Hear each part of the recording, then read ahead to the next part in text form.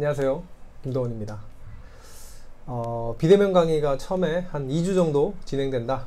길어야 3주, 4주다. 시험은 3번을 본다. 이런 얘기를 했던 기억이 엊그제 같은데 어느새 오늘이 벌써 마지막 수업이 됐습니다.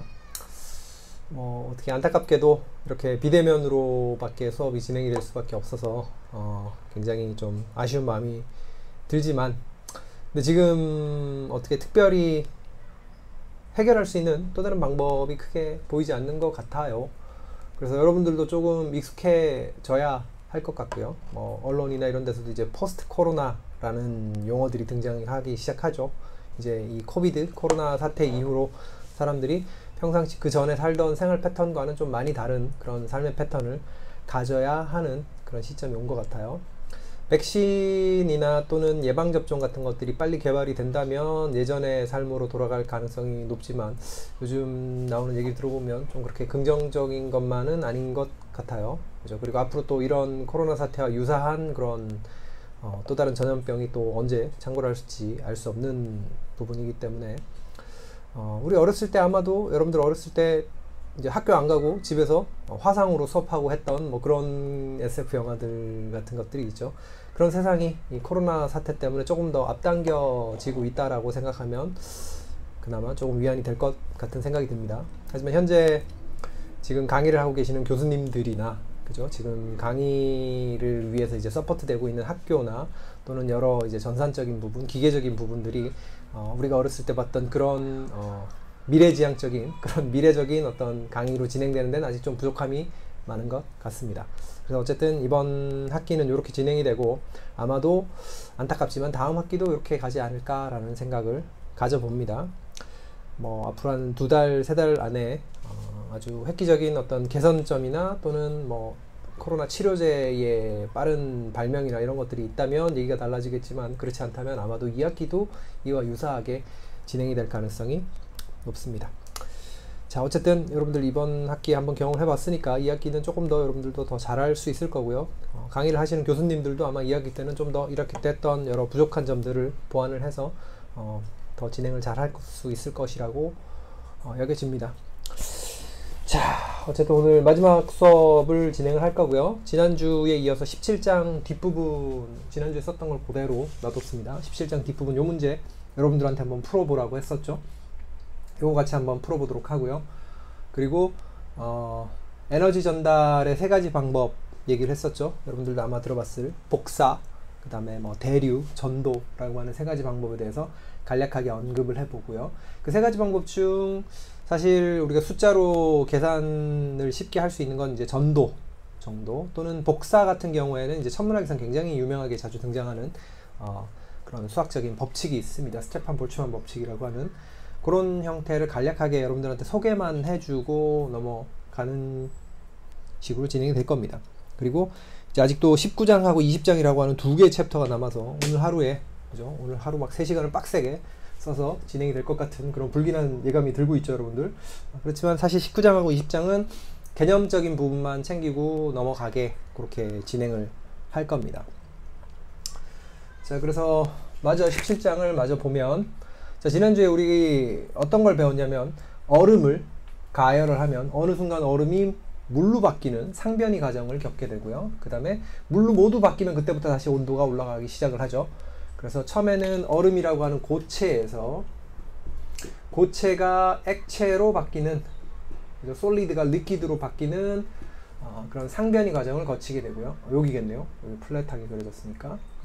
얼음일 때는 이렇게 올라왔고, 온도가 고체에서 액체로 바뀌는 이런 상변이 과정을 겪게 되고, 모든 얼음이 물로 바뀌면 그때 다시 온도가 증가하기 시작을 하고, 특정 온도가 되면 물이 수증기로 바뀌는 또 다른 상변이, 두 번째 상변이가 일어나면서 온도 변함 없이 이제 에너지가 물 분자들 사이의 결합을 끊어서 이제 물 분자가 혼자 떠다니는 기체로 바꾸는 그런 상변이 과정이 일어나고요.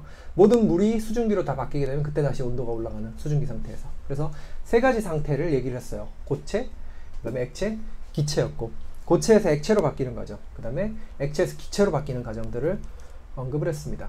그죠? 그와 이제 연관이 있는 문제가 바로 요 문제였어요. 시원한 물을 마시고 싶은데 물이 뜨거운 물밖에 없었죠. 70도씨면 굉장히 뜨겁습니다.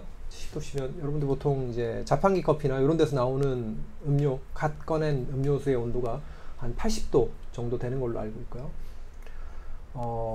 여러분들이 그 목욕탕에 가면 열탕이라고 하는 거 있죠. 뜨끈뜨끈한, 할아버지는 들어가면 시원하다라고 하는 놀라운 그 열탕 있죠. 발하고 이렇게 발만 들어가도 발이 될 것 같은 그 정도로 엄청나게 뜨거운 온도의 수온이 대략 40에서 44도 그 정도 사이의 온도가 여러분들 피부가 닿으면 뜨겁다고 느끼는 온도예요. 그래서 70도라고 하는 온도는 굉장히 뜨거운 온도에 해당되는데, 자, 이 물을 시원하게 마시기 위해서 냉동실에 들어있었던 마이너스 20도씨에 200g의 알루미늄 컵과 거기에 100g의 같은 온도의 얼음을 넣어서 휘저어서 온도를 낮추는 그런 작업을 계산을 하기로 했었죠. 그죠? 다들 잘 풀어봤는지 모르겠네요. 저는 풀어보진 않았고 지금 같이 여러분들하고 풀어보려고 아껴놨습니다. 자, 그러면 이 과정에서 먼저 물이라고 하는 거는 70도씨의 온도를 가지고 있다가 차가운 컵과 얼음하고 닿으면서 서로 열 에너지를 주고받죠. 그죠? 연력학 제0법칙이 뭐였죠? 서로 다른 온도를 가진 물체가 접촉을 하면, 열 접촉을 하면 온도가 높은 데서 낮은 곳으로 열 에너지가 흘러가죠. 시간이 한참 흘러가서 두 놈의 온도가 같아지면 열평형에 도달한다. 그래서 처음 이 온도에서 출발하지만 이 세 가지 물질이 서로 열 접촉을 해서 나중에 궁극적으로는 특정 온도로 가게 됩니다. 그걸 T 파이널이라고 얘기를 했고요. 이제 T 파이널이 바로 열평형 온도, 이퀴벌런트 템퍼러처가 되겠죠. 그래서 그걸 구하는 게 이 문제의 핵심이고요. 자, 물은 그래서 온도가 감소하게 될 거고요. 컵은 물로부터 열 에너지를 받아서 온도가 증가하게 될 겁니다. 얼음도 이 물로부터 열 에너지를 받아서 온도가 증가하는데, 컵은 단순하게 마이너스 20도씨나 그 다음에 상온으로 올라가나, 컵은 컵이라는 형태의 고체 상태를 그대로 유지를 합니다. 그래서 상변이가 전혀 존재하지 않아요. 반면 얼음은 얼음이 녹아서 물로 바뀔 수 있는 그런 상변이 과정이 가능하죠. 만약에 최종 온도가 마이너스 값을 가진다, 예를 들어 마이너스 2도씨가 최종 온도가 된다 그러면 이놈이 상변이를 겪게 돼요. 얼음은 그대로 얼음 상태를 유지를 하겠죠. 대신 물이 온도가 점점 내려가다 0도에 도달하고 0도씨 물이 얼음으로 바뀌는 과정이 발생할 수 있어요. 만약에 최종 온도가 예를 들어 10도씨 같은 상온을 가지게 된다, 그럼 얘가 상변이를 겪게 되겠죠. 그건 그때 얼마만큼의 에너지를 주고받느냐에 따라 어떤 물질이 어떻게 상변이를 겪게 되는지 그때 얘기가 달라지게 됩니다. 자, 다행히 알루미늄 컵은 상변이가 일어나지 않는다. 그죠? 자, 그래서 세 개의 수식을 썼습니다. 먼저 물에 해당되는 에너지 변화 수식을 한번 써봤어요. 물이 열을 잃게 되죠. 그래서 물은 여기가 마이너스로 열량을 잃게 될 거고요. 그 다음에 컵과 얼음은 열 에너지를 얻는다고 그랬어요. 그래서 얘랑 얘는 플러스가 될 것이다 라는 얘기까지 했었죠. 그죠? 자, 물은 물의 비열 가지고 있고요. 물의 질량과 비열, 거기다 온도 변화를 곱한 거죠. 지난 시간에 봤던 아주 중요한 수식이었죠. 어떤 물체에 열 에너지를 공급하면 그 물체는 온도가 변화한다. 그죠? 이때 많은 열 에너지를 주더라도 질량이 크면 온도 변화는 작아진다. 오케이. 그래서 얼마나 많은 물질에 똑같은 열 에너지가 공급되느냐에 따라서 단위 질량당 공급된 열 에너지에 따라 달라지죠. 그래서 질량과 그 다음에 델타 T는 서로 반비례하는 관계. 얘가 증가하면 얘가 감소하게 되겠죠. 같은 열량에서는. 그리고 물질의 종류에 따라서 온도 변화의 비율이 달라진다. 그래서 스페시픽 힛이라고 하는 비열이라고 하는 걸 배웠어요. 그래서 Q를 주면 질량 M인 물체가 C라는 비열을 가지고 있으면 델타 T라는 온도 변화를 겪는다라는 수식이 요 식이었죠. 그래서 그 식에 따라서 물을 써보면 이렇게 될 거고요. 최종 온도가, 그죠? 나중 온도. 우리가 델타를 쓰면 항상 델타는 나중에서 처음을 빼는 거 있잖아. 그래서 나중 온도, 최종 온도가 바로 이퀴벌런트 템퍼처가 될 거고요. 자, 한편 알루미늄 컵은 C라고 적은 게 컵입니다.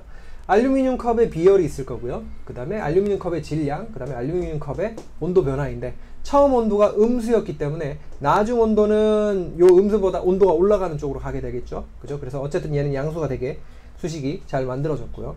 여기가 마이너스에 마이너스이기 때문에 여기는 플러스 값을 가지게 되겠죠. 자, 세 번째로 얼음은 세 가지 에너지의 합으로 나타난다고 그랬는데, 첫 번째는 얼음이 녹는, 얼음의 온도가 증가하는 과정, 그 다음에 얼음이 녹는 과정, 그 다음에 다 물로 녹은 얼음이 다시 온도가 증가하는 과정. 이렇게 이 세 가지 과정이 합쳐져서 요 세 가지를 모두 더한 것이, 만약에 이 세 개의 물질이 외부로부터 단열이 되어 있다면 이 세 사이에서만 열 에너지가 이동을 하게 되겠죠.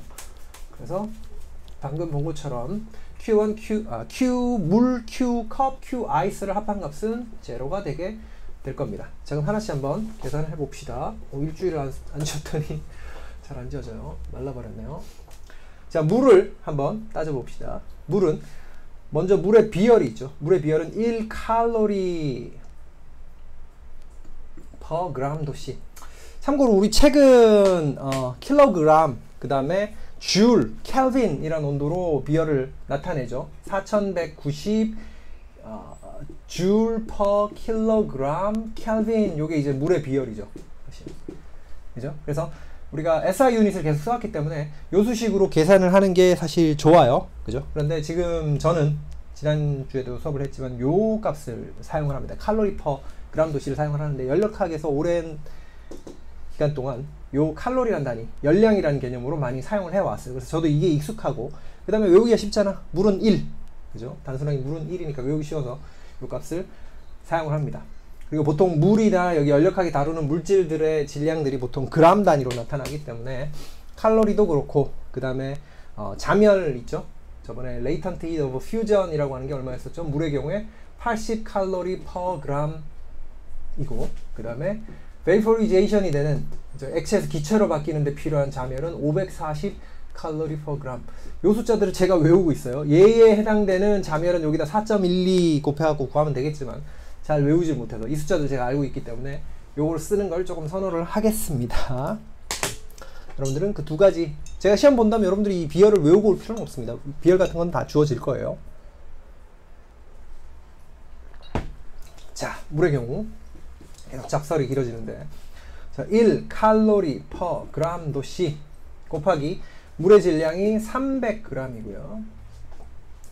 자, 그 다음에 TF 마이너스 70도씨라고 하는 게 있습니다. 자, 여기 물이고요. 자, 얼음은 봅시다. 알루미늄 컵은, 알루미늄 컵의 비열을 얼마를 했죠? 자, 물의 비열의 5분의 1이다 라고 했습니다. 그럼 0.2 칼로리 per 그램 도시 곱하기 알루미늄 컵의 질량 200g, 그 다음에 TF 플러스 20도씨, 플러스죠. 여기 마이너스 20도씨를 빼니까 플러스가 됩니다. 자, 그 다음에 얼음은 세 가지가 있는데, 요거는 일단 숫자가 고정이 돼 버렸죠. 왜? 0도씨까지 얼음의 온도가 올라가고 0도씨에서 얼음이 물로 바뀌는 작업이 나오잖아요. 그래서 첫 번째는 여기 TF가 오는 게 아니라, 얼음이 일단 온도가 올라가려면 얼음이 올라갈 수 있는 온도의 한계는 0도씨죠. 그래서 첫 번째 항이 0이 돼 버리고, 여기도 플러스가 되니까 얼음의 비열은 물의 비열의 대략 절반입니다. 그래서 0.5 칼로리 per 그램 도시 곱하기 100g이네요. 얼음이 100g 곱하기 20도씨, 이렇게 되죠. 요 항이 하나 있고, 자, 만약에 아까 최종 온도가 마이너스냐 10도냐 이건 아직 잘 모른다고 그랬죠. 자, 지금 제 예상이지만 대략 쟤는 물의 온도가 워낙 높았고, 그 다음에 질량도 많았기 때문에 이건 분명히 거의 상온에서 결론이 납니다. 그래서 상온으로 갈 것으로 예상을 하고 수식을 써볼게요. 그러면 얼음이 물로 녹는데, 그죠? 퓨전이 일어나는데, 용융하는데 들어가는 에너지는 얼음 1g당 80 칼로리 per gram이 소모가 되고요. 그러한 얼음이 몇 g이 있어? 100g이 있죠. 자, 그게 요 식이 지금 여기 들어온 겁니다. 자, 세 번째. 자, 얼음이 다 녹아서 이제 물로 바뀌었어요. 그럼 출발 온도가 0도씨죠. 얼음이 다 녹아서 물로 바뀌면, 아까 그래프 있잖아. 아이고. 이렇게 하는 거 있죠. 얼음이 물로 다 바뀌면 그때 물이 온도가 올라가기 시작을 하죠. 그죠? 온도가 올라가는 출발점은 0도씨입니다. 그래서 얘가 D탕이 이제 사라지는 거죠. 자, 그러면 이제 물로 바뀌었으니까 비열이 물의 비열을 쓰게 됩니다. 질량이 100g이고요. 출발 온도는 나중 온도는 TF고 최종 온도는 T니까 여긴 TF만 오겠네요. D항은 사라집니다. 그래서 이렇게 5개의 항들이 등장을 하고요. 이 5개를 전부 더하면 equal 0이 나옵니다. 자, 여기다 써봅시다. 그램, 그 다음에 300 칼로리 TF, 오케이. 요거부터 써볼게요. 300 칼로리 per 도시 곱하기 TF가 하나 있고요. 300이 요로 곱해지죠? 그럼 37은 21, 2100? 21,000? 마이너스 21,000 칼로리만 남네요. 여기는 도시가 사라지니까. 21,000 맞나요? 03개 37은 21, 21,000 맞죠? 자, 두 번째 거 써봅시다. 자, 여기도 그램 하나 지워지고요. 그 다음에 0.2하고 200을 곱하면 40인가요? 그쵸, 40이죠. 플러스 40 칼로리. 그 다음에 TF 퍼 도시 TF 곱하기죠. 곱하기 TF. 자, 지워버리십시오. 요거 썼고 요거 썼고 그 다음에 요거 지금 썼죠. 자, 남는 건 요거 하나 있네요. 40에 20을 곱하니까 400. 40에 20 곱하면 800인가요? 800 칼로리. 맞나요? 맞아요. 800 칼로리. 자, 요거까지 했고. 자, 그 다음에 요놈. 0.5 곱하기 100이니까 50 그램. 그 다음에 도시 50에 0 500 2 1000이네요. 플러스 1000 칼로리. 1000 칼로리. 자, 지울게요. 자, 그럼 요놈. 100g에다 80이니까 8000이네요. 플러스 그램 지어지고 8000 칼로리가 있고요. 자, 마지막에 요놈. 100g 칼로리 도시 TF 100 플러스 100 TF 칼로리 퍼 도시. 자, 이렇게 된다. 요것들을 다 더한 게 뭐다? 0. 그죠? 자, 하나씩 한번 얘기해 볼게요. 요만큼이 뭐야? 요게 물이 온도가 떨어지는, 물의 T가 감소하는 놈이고요. 열 에너지를 뺏기는 겁니다. 그죠? 그 다음에 뭐였지? 요건가요? 하나, 둘. 아, 알루미늄 컵. 요만큼이 알루미늄 컵. 컵의 T가 올라가는 에너지고요. 요 세 가지가, 요건 뭐였죠? 얼음의 T가 올라가는 놈. 그 다음에 요놈은 뭐였죠? 얼음이 뭘로 바뀌는 거? 워터로 바뀌는 거죠. 그죠? 그 다음에 요놈은 뭐였어요? 워터의 T가 올라가는 거. 그죠? 그래서 한 덩어리, 요게 Q 물, 요게 Q 알루미늄, 요게 요만큼이 Q 얼음이었죠. 그래서 이런 것들을 다 더합니다. 자, 이 세 가지를 다 더해봅시다. 제가 급조를 한 문제라 정답인지 아닌지 모르겠네요. 자, 그러면 써봅시다. 300 TF 칼로리 도시, 그 다음에 40 TF 칼로리 도시, 그 다음에 100 TF 칼로리 도시니까 440이 되겠네요. 440 TF 칼로리 퍼 도시. 그죠? 요거 300 썼고, 요거 썼고, 그 다음에 40 썼고, 여기 3개 썼어요. 그죠? 자, 그 다음에 뭐가 있나요? 나머지는 다 숫자네요. 하나, 둘, 셋, 넷. 9800 플러스 9800 칼로리. 그 다음에 얘는 마이너스 21000 칼로리. 맞나요? 자, 그죠? 얘랑 얘를 더하면 얼마? 9800. 거의 많이 빠지는 거니까 마이너스 11000에 200이 들어가겠네요. 맞나요?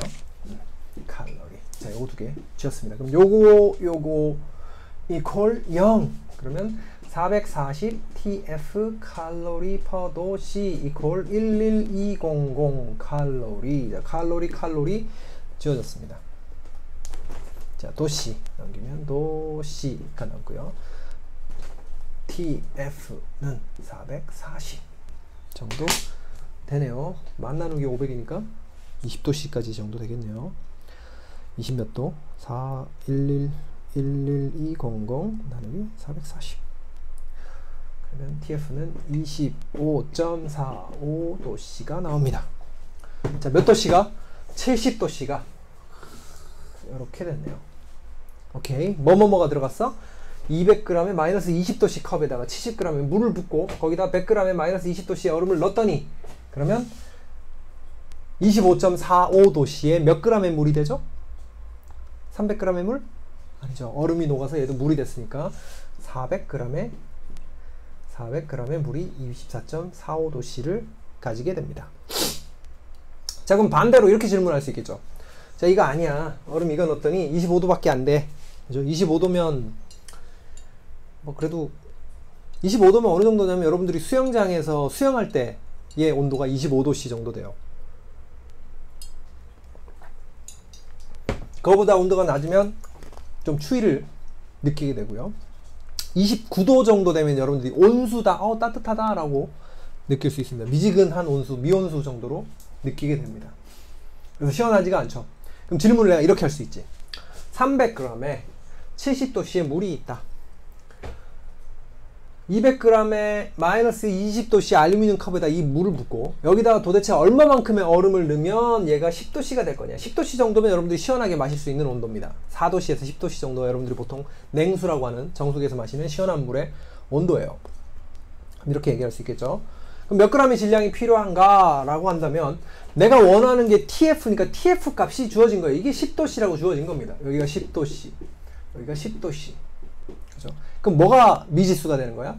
여기에 들어갔던 얼음의 질량 있죠. 여기에 보면 지웠는데 C water, 그 다음에 M ice 델타 T 있었죠. 그 다음에 L F M ice 있었고요. 그 다음에 C ice M I 델타 T가 있었죠. 얘는 마이너스 20도씨에서 0도씨로 바뀌는 과정이었고요. 얘는 0도씨 아니죠. 출발이 0도씨에서 10도씨로 바뀌는 과정이죠. 그죠? 똑같아요. 그럼 미지수가 뭐야? 질량 M이 미지수죠. 요 안에 들어있는 질량 M이 미지수인데 얘 바꾸면 이렇게 될 거예요. 10 곱하기 MI. 왜냐면 여기에 100g 들어갔으니까 얘는 80 곱하기 MI. 그죠? 여기는 그냥 MI. TF 값이 주어졌으니까 MI를 구하는 거죠. 그죠? 또는 이렇게도 줄 수 있겠죠. 100g에 마이너스 20도씨의 얼음이 있다. 그러면 물이 몇 g의 물을 70도씨 몇 g의 물을 넣어갖고 얼음을 다 녹이면 10도씨가 될 것인가. 물의 양이 지금 많기 때문에 25도가 됐잖아. 예를 들어 물의 양이 이게 100g이었다. 그러면 훨씬 더 낮은 온도가 됐을지도 몰라요. 0도씨 가까이 갔을 겁니다. 그죠? 그렇게 문제를 낼 수도 있겠죠. 그래서 어쨌든 수식은 요것들을 다 더해서 나타내 준다는 건 똑같습니다. 거기에서 이제 미지수가 뭐가 되냐. 최종 온도를 질량을 주고 질량과 초기 온도를 주고 최종 온도가 얼마인지를 구하게 계산을 할 수 있고요. 반대로 초기 질량과 최종 온도 값을 내가 원하는 온도 값을 주고 얼음이 얼마만큼 있어야 되는가 또는 물의 질량이 얼마만큼 있어야 되는가를 묻는 문제로 만들 수도 있겠죠. 그죠? 그래서 여러분들은 지금 이 물체가 서로 다른 물체들의 온도를 가진 물체들이 열 접촉을 해서 그럼 온도가 높은 데서 낮은 쪽으로 열 에너지가 이동을 하죠. 그래서 궁극적으로 애들이 뭐가 됐어요? 열평형이 되는, 그죠? 열평형이라 서멀 이퀄리브리엄이 되는 기본적인 가정을 하고 그 가정에 맞춰 가지고 계산을 하는 과정들을 봤습니다. 여러분들 최근에 우박이 떨어지는 거 봤죠? 뉴스에 며칠 전에 우박이 막 이만한 우두두한 손가락 굵기만한 주먹만한 우박이 막 떨어지는 그런 것들이 뉴스에 나왔는데 한여름에 어떻게 얼음이 떨어질 수 있을까요? 한여름에도 얼음이 떨어질 수 있습니다. 뭐 제가 지구과학을 여러분들한테 얘기해 줄 수 있을 만큼 지식이 많지는 않은데 제가 알고 있는 간략한 수준의 내용을 잠깐 언급을 하면 원래 이제 물방울이 한여름에 막 햇빛이 많이 쬐니까 수증기가 막 증발을 해서 뭉치죠. 그래서 뭉쳐가지고 물방울이 돼서 떨어지려고 해요. 그런데 온도가 너무 햇빛이 세게 내려지니까 밑에서부터 더운 열기가 더운 햇빛 때문에 고기압이 만들어지고 고기압 때문에 얘가 위로 올라가는 거죠. 그죠? 지표 근처에서부터 상부로 올라가면 올라갈수록 이제 기온이 하강을 하게 되고요. 그러다가 저기 꼭 어떤 특정 높이 이상 올라가게 돼서 그 물방울들이 얼음이 돼버리는 순간이 올 수가 있습니다. 그렇게 이제 얼음이 만들어지는 거죠. 별 자신은 없네요. 그렇게 제 기억에 그런 식으로 만들어지는 상승기류를 만나서 원래 빗방울로 떨어지려고 하는 놈들이 상승기류를 만나서 위로 올라가면서 온도가 감소해서 얼음이 된다. 전 예전에 그렇게 들었던 것 같아요. 저보다 더 잘 알고 있는 친구들 있으면 유튜브 수업을 듣다가 댓글로 남겨주세요. 아무도 우린 출석 댓글 말고는 아무 댓글이 없기 때문에 질문도 없고 그죠? 너무 재미가 없는 수업인 것 같기도 해요. 내 수업이 너무 완벽해서 그런가? 그렇게 저는 착각을 하고 살아가려 합니다. 자, 재밌는 문제를 하나 내볼게요. 비슷한 건데 조금 이제 개념이 다릅니다. 4g에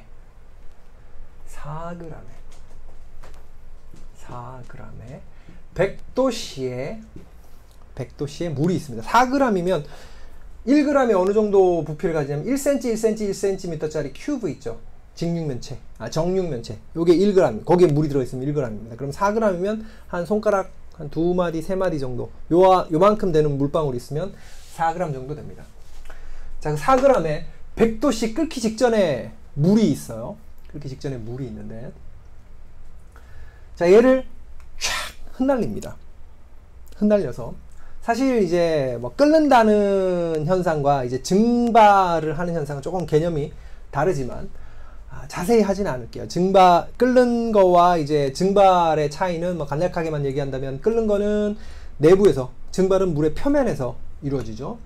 그 다음에 끓는 거는 이제 증기압이라고 하는 개념이 있어요. 물 표면에서 기체 물방울 분자들이 이렇게 떠나가려고 하는 특징을 띠게 되는데, 그 떠나려고 하면서 이 물 표면에서 물이 떠나면서 만들어지는 이제 기체 압력이 있습니다. 그걸 증기압이라고 하고, 그 증기압이 위에서 아래로 짓누르는 대기압하고 비교를 했을 때 대기압과 증기압이 같아지는 순간에 이제 물이 끓기 시작을 합니다. 그래서 열 에너지를 쭉 증가시켜서 물 분자들이 막 서로 빠르게 움직이고, 그러다가 물 분자들이 그 물의 표면 또는 물의 내부에서 이제 위에서 아래로 누르는 대기압보다 더 큰, 같거나 더 큰 압력을 가지는 증기압의 크기가 이제 대기압과 거의 같아지는 그 순간부터 이제 물이 끓기 시작을 하죠. 그래서 증발이라는 현상과 이제 끓는 현상은 조금 개념의 차이가 있긴 한데, 궁극적으로 이 둘은 액체가 기체로 바뀐다는 거, 물의 경우 그거로 동일한 현상이고요. 그 현상 과정에서 아까 배웠던 latent heat of vaporization에 해당되는 540칼로리 per gram이라고 하는 열 에너지를 뺏어 가야지만, 이거는 물 분자들끼리 붙어 있을 때 이 물 분자들의 결합을 끓기 위해서 1g당 540칼로리 에너지가 필요한 거죠. 그래서 이 에너지를 뺏어 간다라는 건 이제 큰 차이가 없습니다. 자, 어쨌든 4g에 100도씨 물이 있어요. 여기 이렇게 4g에 100도씨 물이 있다고 가정을 해봅시다. 4g 100도씨 끓기 직전이죠. 4g 100도니까 얘는 수증기냐? 아니에요. 물입니다. 그죠? 100도씨에서 100도씨 물에서 100도씨의 4g의 수증기로 바뀌려면 1g당 540칼로리니까 2000칼로리 정도, 얼마죠? 2160칼로리 에너지가 줘야 얘들이 전부 수증기로 바뀌는 거예요. 그죠? 그걸 지금 얘기하는 게 아니라 100g의 4도씨의 100도씨의 4g의 물에서 3g의 물이 증발을 했다고 가정을 해봅시다. 자, 여기에 이상하네요. 자, 3g의 물이 남았고요. 증발을 했어. 표면에서. 얼마가? 1g의 물이 증발을 해서 1g의 물이 100도씨의 수증기가 되었다고 가정을 해봅시다. 1g의 물이 100도씨의 수증기가 되어버렸어요. 그죠? 3g의 물은 그대로 남아있고, 자, 그럼 100도씨의 수증기가 됐는데, 이 수증기가 되기 위해서는 1g당 540칼로리 에너지를 뺏어간다고 그랬잖아. 그럼 그 에너지를 어디서 뺏어왔냐면 얘로부터 뺏어왔다고. 여러분들 피부에 땀에 여름철에 이제 땀이 나면 땀이 증발하면서 시원해지죠. 그죠? 그거 같은 원리입니다. 물방울이 4g짜리 물방울이 하나 있는데, 이 물방울의 표면에서 1g이 100도씨의 온도를 가지고 있는 끓기 직전에 뜨거운 물방울이 있었는데, 그 중에 1g만큼이 증발을 했다고. 뾰로록 뾰로록 하고 증발을 했어요. 그죠? 뾰로록 뾰로록 뭐가 올라오는 거 있죠? 이거는 기임이라고 보통 부르는데, 얘는 수증기 아니에요. 얘는 이미 물방울로 바뀐 겁니다. 수증기는 무색, 무미, 무취예요. 색깔도 안 보이고요. 맛도 없고, 그 다음에 냄새도 없죠. 이렇게 하얗게 연기처럼 보이는 거는 이미 그 증발한 수증기가 다시 응결이 돼서 물방울로 바뀐 모습입니다. 자, 어찌됐든 얘가 이제 증발을 했어요.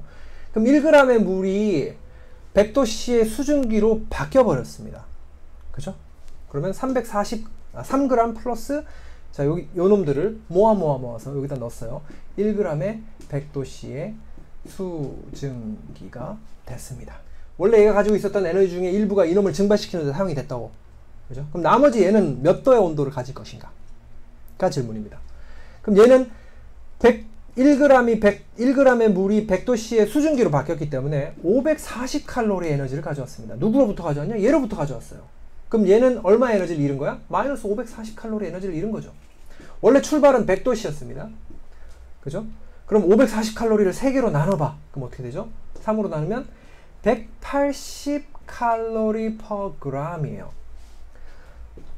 3g으로부터 540칼로리를 뺏어왔다는 얘기는 1g당 180칼로리 에너지를 뺏어왔습니다.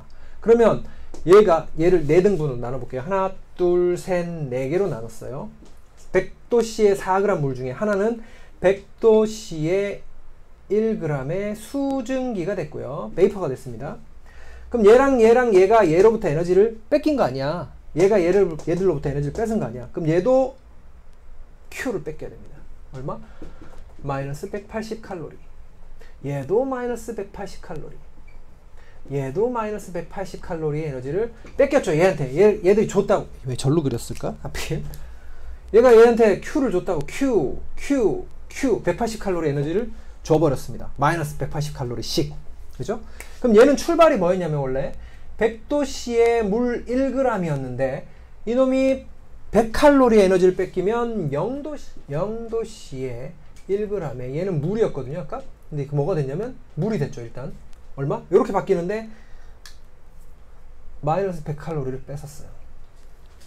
아직도 80칼로리를 더 뺏어야 되잖아. 여기서 80칼로리를 뺏어봐. 0도씨의 물 1g의 물에서부터 80칼로리 에너지를 뺏으면 얘는 뭐가 될까요? 얘는 1g의 0도씨의 얼음이 돼버립니다. 100도씨에 끓기 직전에 물이 옆에 있던 물이 증발하면서 열 에너지를 뺏어가면 온도가 뚝 떨어져서 0도까지 떨어지는 것에서 끝나는 게 아니라 0도씨의 얼음까지 돼버려요. 자, 다시 결론을 짓자면 4g의 끓기 직전에 물이 있습니다. 4g의 물방울이 있어요. 여기서 표면에서 4분의 1이 증발을 해서 날아가 버리면 나머지 놈으로부터 열 에너지를 뺏어갔잖아. 그 나머지 놈으로부터 얼마만큼 뺏어가냐면 g당 180칼로리를 뺏어가고요. 100도씨 온도에서 100칼로리를 뺏어가면 0도씨의 물이 되고요. 거기서 80칼로리를 더 뺏어가면 즉 토탈 180칼로리를 뺏어가면 0도씨의 얼음이 됩니다. 그래서 끓기 직전에 물의 표면에서 4분의 1이 증발을 해버리면 나머지 놈들로부터 열 에너지를 뺏어갔다면 그 놈들은 얼음이 될 가능성이 있는 거죠.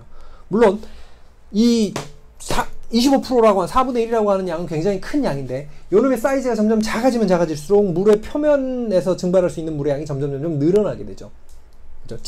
단위 질량당 표면적의 양이 늘어나기 때문에 그런 아주 국소적으로 작은 영역에서는 실제로 그런 일이 발생할 수가 있습니다. 그래서 뜨겁게 막 높은 온도를 가지고 있는 물방울 표면에서 갑자기 증발이 일어나면 나머지 물질에 얼음이 응결될 수도 있습니다. 실제로 그런 일들이 국소적인 영역에서 일어납니다.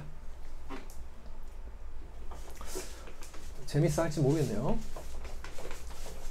끓기 직전에 물 표면에서 4분의 1이 증발을 하면 나머지는 얼음이 된다 라는 놀라운 얘기를 했는데 왠지 뻥같은 말도 안 되는 얘기처럼 들리죠. 자, 17장 마지막 에너지 전달, 열 전달 방법 17.7절에 이제 열 전달 방법이라고 표현했지만 좀 더 포괄적인 의미로는 에너지 전달 방법, 열 에너지의 전달 방법이라고 표현하는 게 좋겠습니다. 세 가지가 있어요. 자, 먼저 전도, 컨덕트라고 하는 현상이 있고요. 그 다음에 컨벡트, 컨덕션, 그 다음에 컨벡션이라고 하는 대류라고 하는 게 있습니다. 컨벡션. 세 번째는 radiation이라고 하죠. 복사. 전도는 직접적인 접촉에 의해서 이루어집니다. 접촉에 의해서 이루어져요. 그래서 여러분들이 차가운 얼음잔을 잡고 있으면 손이 차가워지고 반면에 얼음잔에 있는 얼음은 녹죠. 내 손은 열에너지를 뺏겨서 손이 차가워지는 거고요. 얘는 열에너지를 얻어갖고 녹는 거죠. 그죠? 그런 식으로 직접적인 접촉에 의해서 열에너지를 주고받는 현상을 전도라고 합니다. 전도는 사실은 물질의 종류에 따라 열 전도를 잘하는 물질이 있고 반면 열 전도를 잘 못하는 물질이 있어요. 그런데 열 전도를 잘하는 물질은 그걸 이제 열 전도도라는 표현을 쓰는데 열을 전도하는 정도라는 뜻이에요. 열 전도도가 좋은 물질은 뭐도 좋냐면 전기가 잘 통해요. 전기가 잘 통하는 걸 전기 전도도가 높다라는 표현을 쓰는데 열 전도가 잘 되는 물질은 전기 전도도도 좋습니다. 그 이유는 이 두 가지 열이나 전기를 전달해주는 매개 역할을 해주는 놈이 같은 놈이기 때문에 그래요. 바로 전자입니다. 전자가 자유롭게 돌아다닐 수 있는 전자를 많이 가지고 있는 물질을 우리가 금속이라는 표현을 쓰죠. 원자 번호 1족, 2족, 그죠? 알카리 금속, 뭐 토금속이라고 불리는 놈들. 걔들은 최각의 전자가 1개 내지 2개가 아주 약하게 바운드 돼 있어요. 그래서 주변의 열 에너지만으로도 쉽게 옆에 원자로 건너 쉽게 자유롭게 돌아다닐 수가 있습니다. 그런 놈들이 이제 자유전자 또는 전도전자라고 하는데 그런 놈들이 있으면 사실 열 에너지 전달이 빠릅니다. 저번에 제가 열 에너지를 전달할 때는 고체는 이렇게 진동으로 열 에너지를 전달한다고 그랬죠. 자, 만약 여기 뜨거운 물질이 있고요. 고체입니다. 여긴 차가운 물질이 있습니다. 그럼 하나는 천천히 진동을 하고 하나는 빠르게 진동을 해요. 자, 그럼 지금 얘는 천천히 진동하고 얘는 빠르게 진동을 하죠. 이게 잘 안 되는데 되네요. 그러다 이 두 놈이 열 접촉을 합니다. 그럼 어떤 일이 일어날까요? 얘가 툭툭툭툭 때리니까 약하게 진동하는 놈은 강하게 진동을 하게 될 거고요. 크게 진동하는 놈이 약하게 진동하는 놈을 때리면서 에너지를 잃으면 얘는 진동이 약해지겠죠. 그래서 크게 진동하는 놈과 약하게 진동하는 두 놈이 열 접촉을 하게 되면 두 놈의 진동이 거의 비슷한 상태로 가게 됩니다. 이런 식으로 직접적인 열 접촉에 의해서 열 에너지가 전달되는 현상을 전도라고 하는데, 사실 이 펜 끝에다가 가열을 하면 여기서부터 열 에너지가 전달 옆에 있는 놈들 툭툭툭툭 치면서 가겠죠. 그런데 시간이 오래 걸립니다. 이유는 이 안에는 얼마나 많은 원자들이 있어? 아보가드로 숫자에 해당되는 원자들이 있잖아. 걔들이 전달해서 열평행 하면서 열 에너지를 쭉 전달하는 일이 시간이 굉장히 오래 걸려요. 그런데 만약에 얘가 도체막대다. 그럼 여기다 가열을 하면 여기에 있는 전자는 이 속을 빠르게 움직일 수가 있습니다. 개념만 살짝 얘기를 하면 자유롭게 움직일 수 있으니까 여기에 있는 전자가 전달로 가는 게 아니라 여기 있는 전자가 빠르게 반대편으로 열 에너지를 가지고 이동을 할 수 있다라고 정도로 기억을 하면 좋을 것 같아요. 실제로는 이제 전류가 흘러갈 때 실제 전자들이 전체적으로 유동하는 속도는 굉장히 느립니다. 하지만 여러분들이 스위치를 딱 키자마자 바로 전기가 들어오는 것처럼 스위치를 키는 순간 전자가 여기서 출발해서 전등까지 이동을 해서 빛을 낸다면 전자는 도선에서 뭐 초당 1mm 밖에 못 가는 정도로 굉장히 느리게 움직입니다. 그러면 말이 안 되죠. 스위치 키고 한참 있다 불이 들어와야 되잖아. 근데 스위치를 키자마자 전기가 흘러가는 모습을 보게 됩니다. 그래서 실제 전자의 유동 속도와 그 다음에 전기 에너지가 전달되는 속도는 또 다르게 표현이 됩니다. 자, 어쨌든 자율전자를 많이 가지고 있는 놈들이 전기 전도도 그 다음에 동시에 열 전도도도 좋다라는 거 정도 기억을 하고요. 요거에 관한 수식은 한번 간단하게 보도록 하겠습니다. 이따가. 자, 두 번째 대류라고 하는 거 있는데, 대류는 물질의 이동을 통해서 열 에너지를 가지고 있는 물질이 직접적으로 이동을 해서 그쪽에 가서 열 에너지를 공급을 하는 거죠. 그런 걸 대류라고 합니다. 우리 라면 끓일 때 물을 끓이면 바닥에 뜨거운 그 냄비 바닥에 많은 열 에너지를 받은 뜨거운 물들이 위로 올라오고 표면에서 수증기를 뿜어내고 열 에너지를 뿜어내서 식은 차가운 물이 다시 밑으로 내려오죠. 이런 식으로 유체의 경우 이렇게 유체들이 직접 열적인 운동에서 이런 식으로 직접 이동을 하게 됩니다. 그래서 이런 물질의 이동을 통해서 열 에너지가 전달되는 현상을 대류라고 하는데, 대류가 일어나기 위해서는 두 가지 조건이 만족되어야 됩니다. 첫째는 밀도 차이가 있어야 돼요. 밀도 차이는 다르게 얘기하면 보통 여기서 이제 우리가 보통 유체 또는 기체 이런 것들을 다룰 거기 때문에 압력 차이가 곧 밀도 차이를 만들어내게 되고요. 거기 하나 또 추가 있어야 됩니다. 뭐가 있어야 되냐면 저번에 우리 유체역학을 할 때도 그때 한번 잠깐 언급을 했었는데, 기체 또는 유체가 압력을 만들기 위해서는 뭐가 있어야 된다고 그랬죠? 중력이 있어야 돼요. 대류는 밀도차와 중력의 존재가 있어야 이루어집니다. 밀도가 높은 물질은 단위 부피당 중력을 더 세게 받고요. 밀도가 낮은 물질은 단위 부피당 중력을 약하게 받기 때문에 이런 걸 생각해 봐요. 여기 바구니가 있고 그 바구니에 조그마한 스티로폴 공들을 잔뜩 놓고요. 그 위에다 쇠구슬을 올려놓습니다. 똑같은 사이즈에. 하나는 스티로폴 공, 하나는 쇠구슬이에요. 그런 다음에 가만히 놔두면 아무 일도 안 일어나죠. 하지만 얘를 막 흔들면 어떻게 되죠? 쇠구슬은 밑으로 내려가죠. 그죠? 스티로폴 공은 위로 올라와요. 그럼 스티로폴 공의 운동만 얘기하면 얘는 중력의 방향이 반대 방향으로 움직이는 거잖아. 말이 안 되죠. 그죠? 분명 스티로폴 공도 위에서 아래로 중력을 받습니다. 그럼에도 불구하고 쇠구슬이 더 밑으로 내려가는 이유는 쇠구슬을 끌어당기는 힘이 지구가 스티로폴 공을 끌어당기는 힘보다 더 세기 때문에 스티로폴 공은 쇠구슬 때문에 위로 밀려 올라가는 거죠. 그래서 실제로 스티로폴 공은 중력을 받고 있지만 그럼에도 불구하고 쇠구슬이 밑으로 내려가면서 스티로폴 공을 위로 올리게 되죠. 마찬가지 현상이 대류로 나타납니다.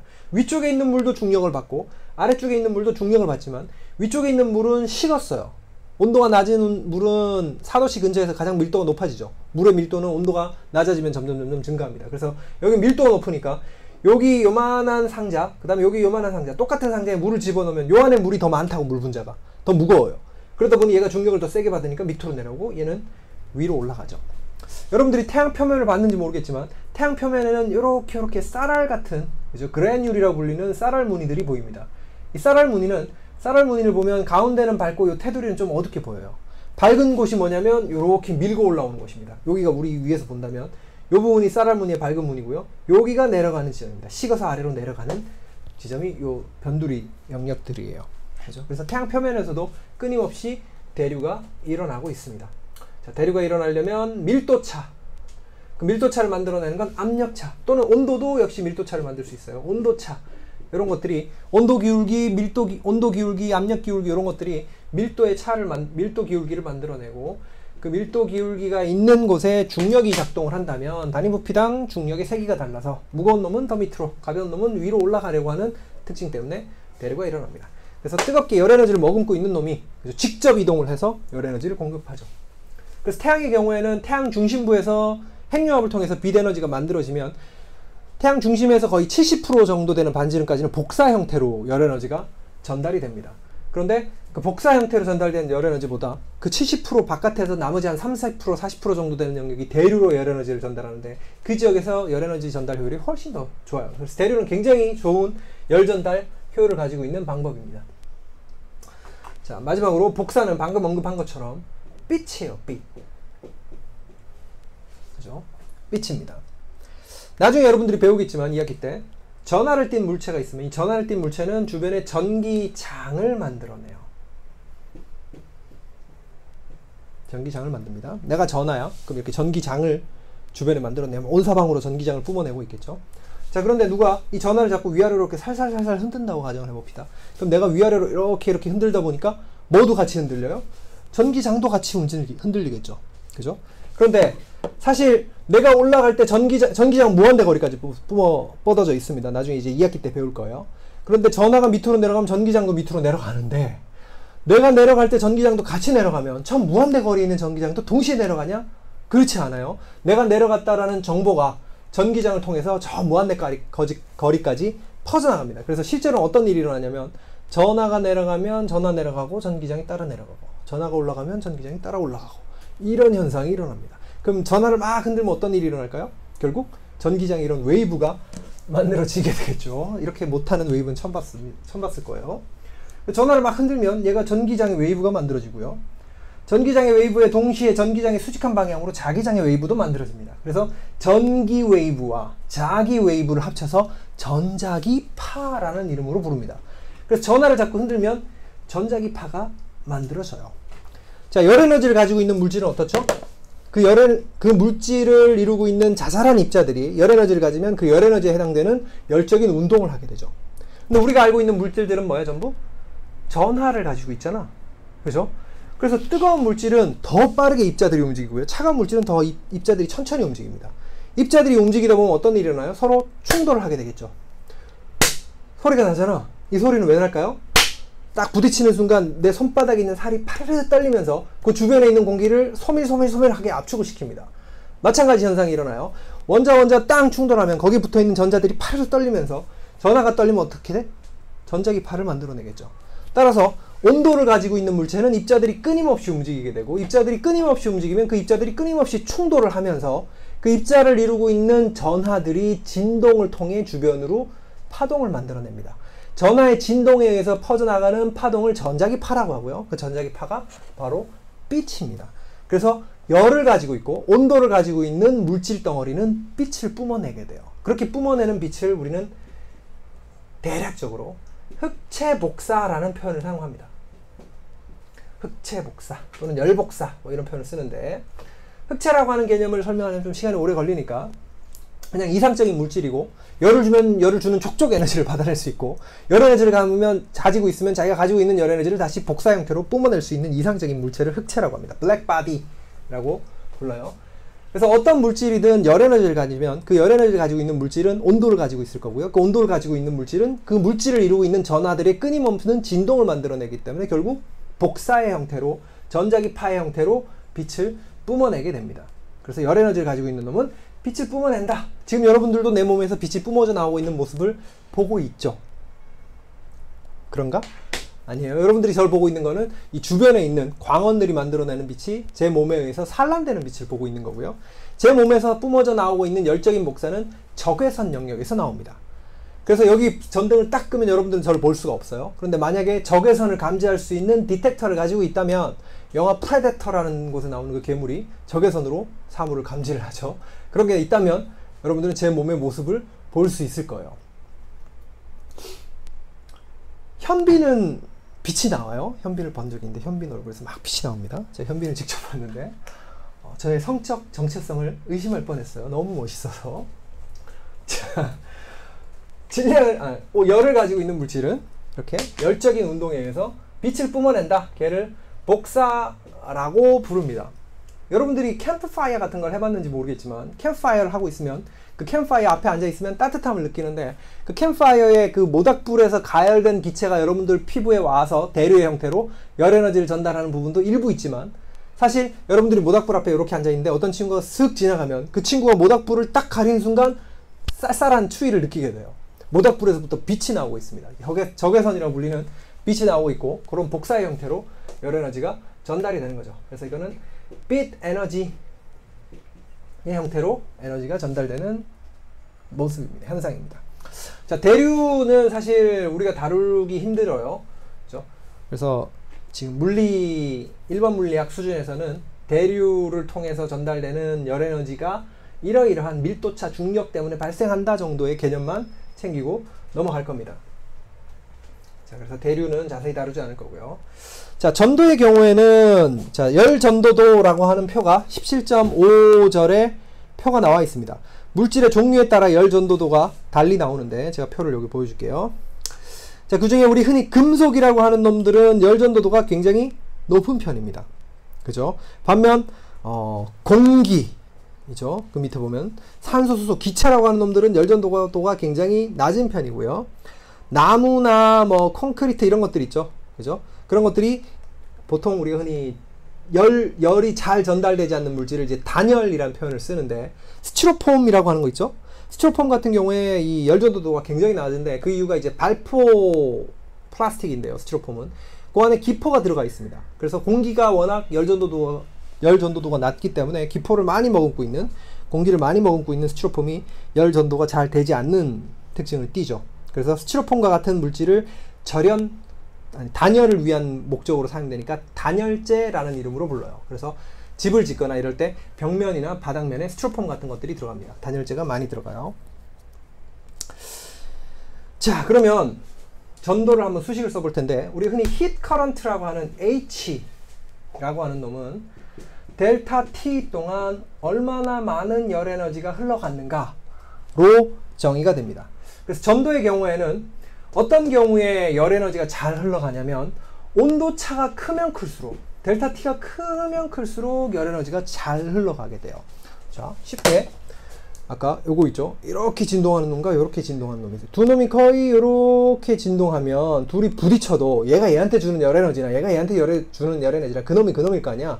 열 에너지의 전달 흐름이 별로 좋지가 않다고. 그런데 이렇게 진동하는 놈과 이렇게 진동하는 놈이 서로 만나면 얘는 열 에너지를 크게 주겠죠. 그죠? 크게 에너지를 주면 얘는 열 에너지를 크게 잃게 되겠죠. 빠르게 열 에너지가 전달이 됩니다. 온도 차이가 크면 클수록 서로 다른 두 개의 물체가 있습니다. T 핫이 있고 그 다음에 T 콜드가 있어요.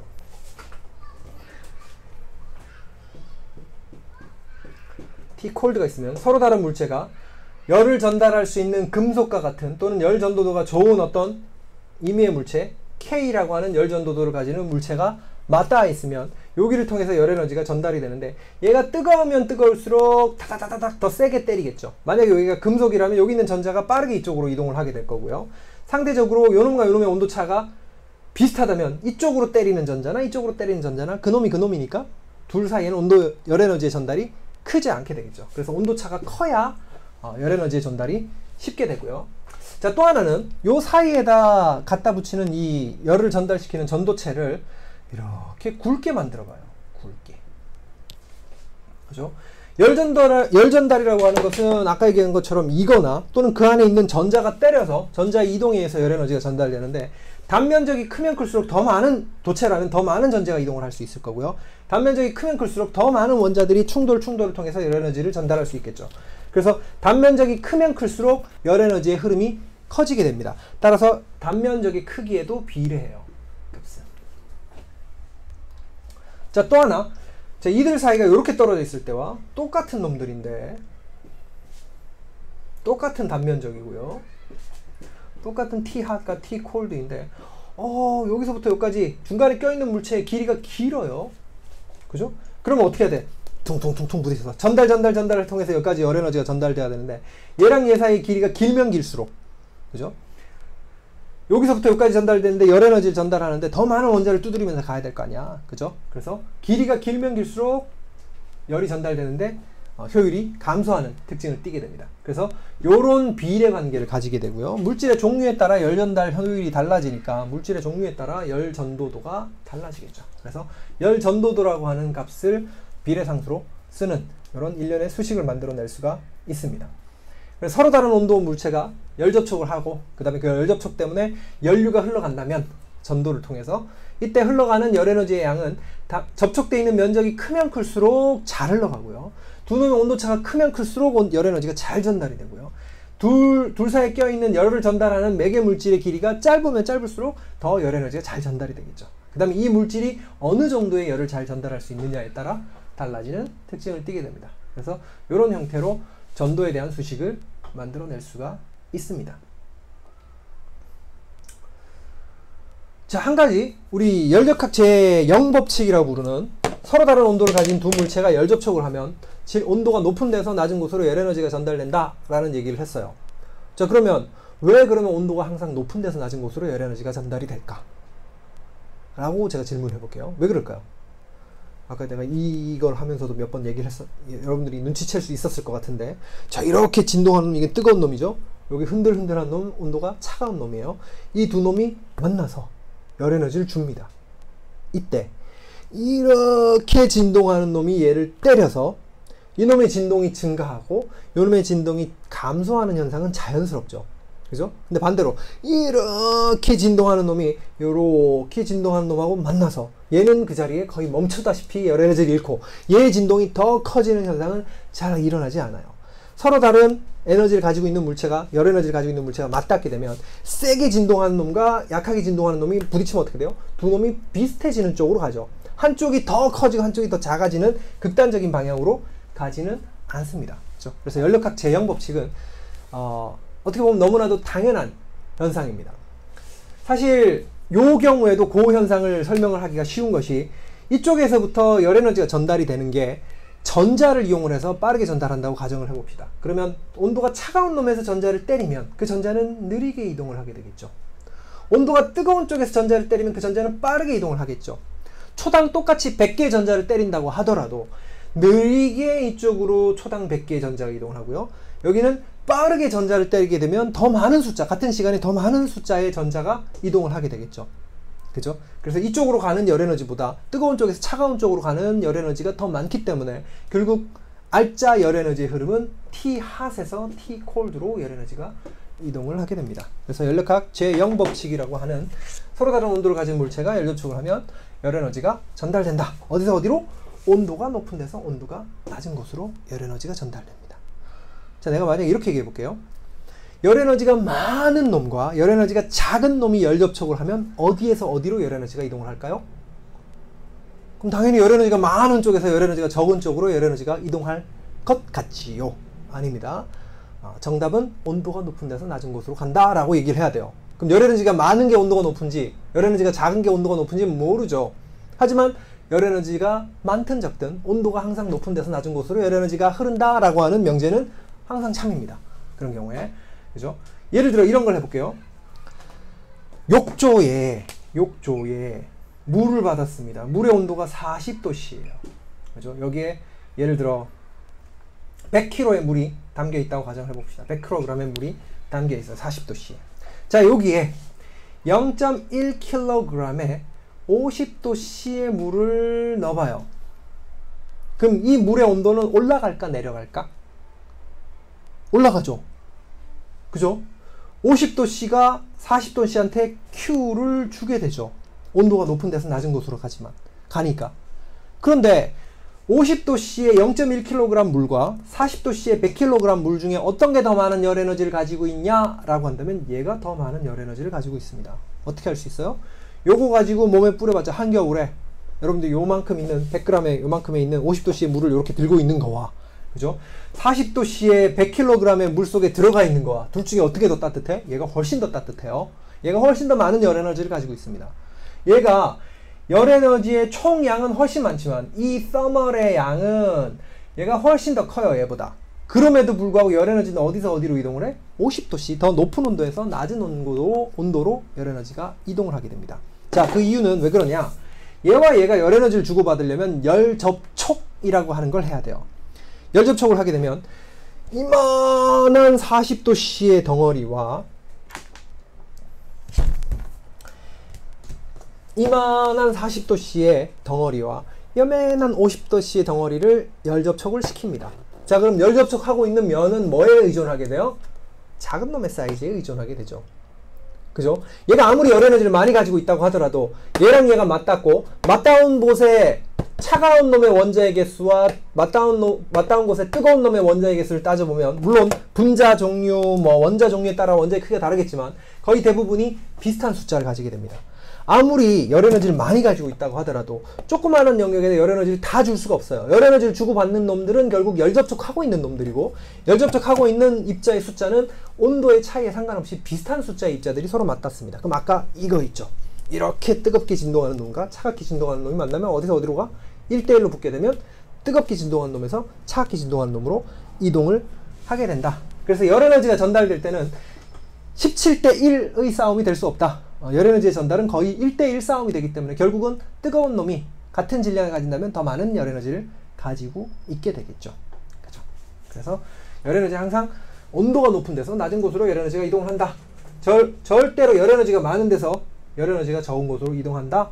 이게 항상 성립하는 게 아닙니다. 기본적으로 온도가 높으면 열 에너지가 더 많겠죠. 같은 질량이라면. 그렇게 얘기한다면 얘기가 달라지겠지만 질량은 언급하지 않고 단순히 열 에너지가 많은 곳과 열 에너지가 적은 곳이 있고 둘이 열 접촉을 한다면 온도가 높은 데서 낮은 곳으로 열 에너지가 이동을 한다 라는 겁니다. 자, 마지막으로 복사, 아까 흑체 복사 얘기를 했죠. 19세기 말 1800년도 후반 그때 이제 1차 세계대전 같은 것들이 일어나고 하죠. 그때 이제 군수 경쟁들이 막 일어나면서 여러 나라들이 막 무기를 만들기 위해서 철강업이 발전을 하기 시작을 해요. 제철소 같은 것들이 나오기 시작을 하고요. 그러면서 물체를 가열하고 녹이고 하는 현상들을 사람들이 관찰을 하는데 키레이호프라고 하는 사람이 있었어요. 그 사람이 뭘 봤냐면 얼마나 뜨겁게 가열된 물체가 있으면 거기서부터 나오는 빛이 어떤 형태의 빛이 나오는가. 뜨겁게 가열된 놈은 여러분들 잘 알고 있듯이 어떤 물체를 계속 가열하면 처음에는 젓갈색으로 보이다가 조금 밝은 노란색으로 빛나다가 점점점 녹색빛으로 빛나다가 결국은 푸르스름한 보랏빛, 그 다음에 청백색의 빛으로 온도가 증가하면 증가할수록 색깔이 변한다라는 걸 아마도 배웠을 거예요. 그래서 키레이호프라고 하는 사람은 온도 T를 가진 물체가 있으면 그 물체에서부터 나오는 빛의 파장을 조사를 해봤어요. 파장에 따른 그 빛의 세기를 조사를 해봤어요. 그랬더니 온도 뜨거운 물체, 어떤 특정 온도를 가지고 있는 물체의 빛의 양이 이렇게 달라진다는 거예요. 파장이 길면 길수록 장파장의 빛은 이렇게 감소하고 그러다 특정 온도에서 피크를 이루고 그 다음에 나머지 어떤 더 짧은 파장, 고에너지의 빛에서는 다시 감소하는 이런 특징의 모습을 보이는 걸 발견합니다. 그래서 이 그래프가 온도와 연관이 있다라는 걸 사람들이 이제 눈치를 채게 되고요. 그래서 이 현상을 이 그래프를 설명하려고 많은 사람들이 매달리게 됩니다. 그런 사람들 중에는 빈이라고 하는 사람도 있었고요. 레일리, 진스 뭐 이런 사람들, 슈테판, 그죠? 볼츠만 이런 사람들이 이 현상을 설명하려고 열심히 노력을 하죠. 그 중에 유일하게 효과적으로 이 현상을 잘 설명한 사람이 막스 플랑크라고 하는 사람입니다. 플랑크가 이 현상을 쫙 설명을 하게 돼요. 자, 그에 앞서서 슈테판이라는 사람과 그 다음에 이제 그의 제자인가요? 슈테판이 아마 스승일 겁니다. 볼츠만이라고 하는 사람이 어떤 특정 온도를 가지고 있는 물체가 있으면 그 물체의 단면적 1제곱미터에서 나오는 총 열 에너지의 양이 여기서부터 뿜어져 나오는 복사되는 에너지의 양이 뭐에 비례하냐? 온도 T의 4승에 비례한다라는 걸 경험적으로 발견을 하게 됩니다. 그래서 이 관계를 슈테판 볼츠만 법칙이라고 하고요. 요걸 이퀄로 만들어주는 요 상수를 이제 슈테판 볼츠만 컨스탄트라는 이름으로 부르게 됩니다. 그래서 어떤 물체가 있으면 그 물체에서 뿜어져 나오는 거는 단위 면적당 에너지가 이렇게 뿜어져 나오고요. 그럼 총 에너지는 거기다가 전체 표면적을 다 곱해버리면 되겠죠. 그리고 표면에서 얼마만큼의 비율로 에너지가 뿜어져 나오냐라고 하는 에미션 커피션트 같은 것들이 있어요. 이런 형태로 묘사되는 게 똑같이 마찬가지로 연류는 그죠? 단위 면적당 뿜어져 나오는 에너지가 에너지 방출률 곱하기 T의 4승 거기에 슈테판 볼츠만 컨스탄트라고 불리는 값 요거에다가 얘가 얼마나 넓은 면적을 가지고 있는가 단면적을 곱해서 나타내 주는 게 이제 복사에 해당되는 복사의 연류가 되겠죠. 그죠? 그래서 온도의 4승에 비례하는 형태로 빛이 나온다라는 걸 이제 슈테판 볼츠만 법칙이라고 부르고요. 그래서 여러분들은 태양의 온도가 대략 6000도 정도 된다라는 건 들어봤을 거예요. 밤하늘에 여러분들이 볼 수 있는 별 중에 가장 뜨거운 별이 이제 시리우스라고 하는 별인데 그 별이 거의 10,000도에 가까운 온도를 가집니다. 그럼 태양 표면에 조금 어두운 영역은 이제 5000도 정도, 4000도 정도 흑점 같은 것들은 가지고 있으니까 대략 태양 표면의 온도를 5000도라고 가정을 한다면 태양과 똑같은 크기의 표면 온도가 10,000도 정도 되는 별은 얼마만큼의 에너지를 뿜어내냐면 온도가 2배 차이가 나니까 에너지 뿜어져 나오는 복사되는 빛의 연류량은 얼마가 돼요? 16배가 더 큰 거죠. 그죠? 그래서 태양하고 같은 크기의 온도가 2배인 별이 있다면 걔는 태양보다 16배나 많은 빛 에너지를 뿜어내게 됩니다. 그럼 우리의 낮이 지금보다 훨씬 더 밝아지겠죠. 만약에 태양의 온도가 2배만큼 증가를 한다면. 그러면 아까 얘기했던 시리우스라고 하는 별이 그러면 16배만큼 밝으냐? 아니에요. 시리우스는 대략 200배 정도 밝습니다. 왜 더 밝냐? 거기에 면적도 더 커요. 태양보다 사이즈도 더 크기 때문에 궁극적으로 시리우스라고 하는 별은 태양이 뿜어내는 빛보다 거의 200배 정도 더 큰 많은 빛을 뿜어내게 된다. 자, 여기까지가 17장의 내용입니다. 자, 17장은 여기까지 하는 걸로 하겠습니다. 자, 19장. 19장은 연력학 제1법칙이라고 불리는 부분입니다. 자, 연력학 제1법칙은 뭐에 관련되어 있는 거냐면 델타 U라고 불리는 우리 그 포텐셜 에너지 기호로 사용을 했죠. 연력학에서는 얘를 뭐라고 부르냐면 내부 에너지라고 부릅니다. 여기 어떤 개가 있어요. 개. 영어로는 시스템이라고 합니다. 어떤 물질 덩어리가 있다고 가정을 하는 거예요. 이게 뭐 축구공이 됐든 공 안에 들어있는 기체 분자를 생각하든 또는 페트병 안에 들어있는 물을 생각하든 어떤 시스템이 있어요. 이 시스템은 내부 에너지를 가지고 있습니다. 그럼 얼마만큼의 내부 에너지를 가지고 있냐? 요걸 재는 건 사실 쉽지 않습니다. 내부 에너지가 이 안에 들어있는 입자들 사이에 인력도 내부 에너지를 만들어낼 수 있고요. 그 다음에 이 안에 있는 입자들이 움직이면서 만들어내는 열적인 운동 에너지 이런 것도 내부 에너지가 될 수 있죠. 그래서 내부 에너지를 전체를 딱 이제 정의하는 건 사실 쉽지가 않습니다. 하지만 내부 에너지가 어떻게 바뀌느냐는 쉽게 얘기할 수 있어요. 어떻게? 얘가 가지고 있는 총 에너지를 내부 에너지라고 하는데 여기로 만약에 열이 들어와요. Q가 들어왔다. 그러면 내부 에너지가 증가하겠죠. 여기서 만약에 Q가 빠져나간다. 그럼 내부 에너지가 감소하겠죠. 얘가 외부로부터 에너지를 줬으니까, 열 에너지를 줘버렸으니까.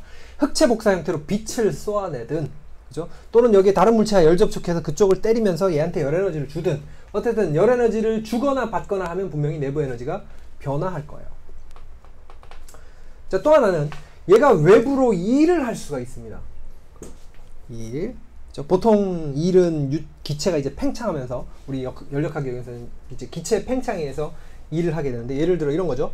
엔진 안에는 피스톤이 있는데 거기에 연료가 분사가 되고 점화 플러그가 팍 스파크를 주면 걔가 불이 붙으면서 피스톤을 꽝 하고 밀어내죠. 기체가 연소를 하면서 기체가 팽창을 하게 되고 걔를 밀어내게 되죠. 천안함을 폭침시켰다고 하는 버블 제트도 폭발하면서 기체 버블을 만들고 그 기체 버블로 배를 위로 들어 올리는 거죠. 그러면서 두동강이 냈다라고 하죠. 어쨌든 기체가 팽창하면 일을 할 수가 있습니다. 지난 시간에 아마 내가 PV는 nRT 또는 여기에 그 입자 기체 상자 안에 들어있는 기체가 만들어내는 압력 그거 하면서 등장했던 요 수식 있죠. NKT 뭐 이런 것들 있죠.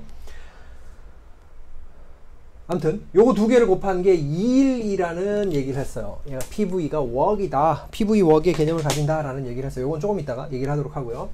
자, 어쨌든 바깥으로 일을 해줄 수가 있습니다. 그래서 그럼 얘가 하는 일은 에너지를 잃게 만들겠죠. 외부에서 얘로 일이 들어올 수도 있어요.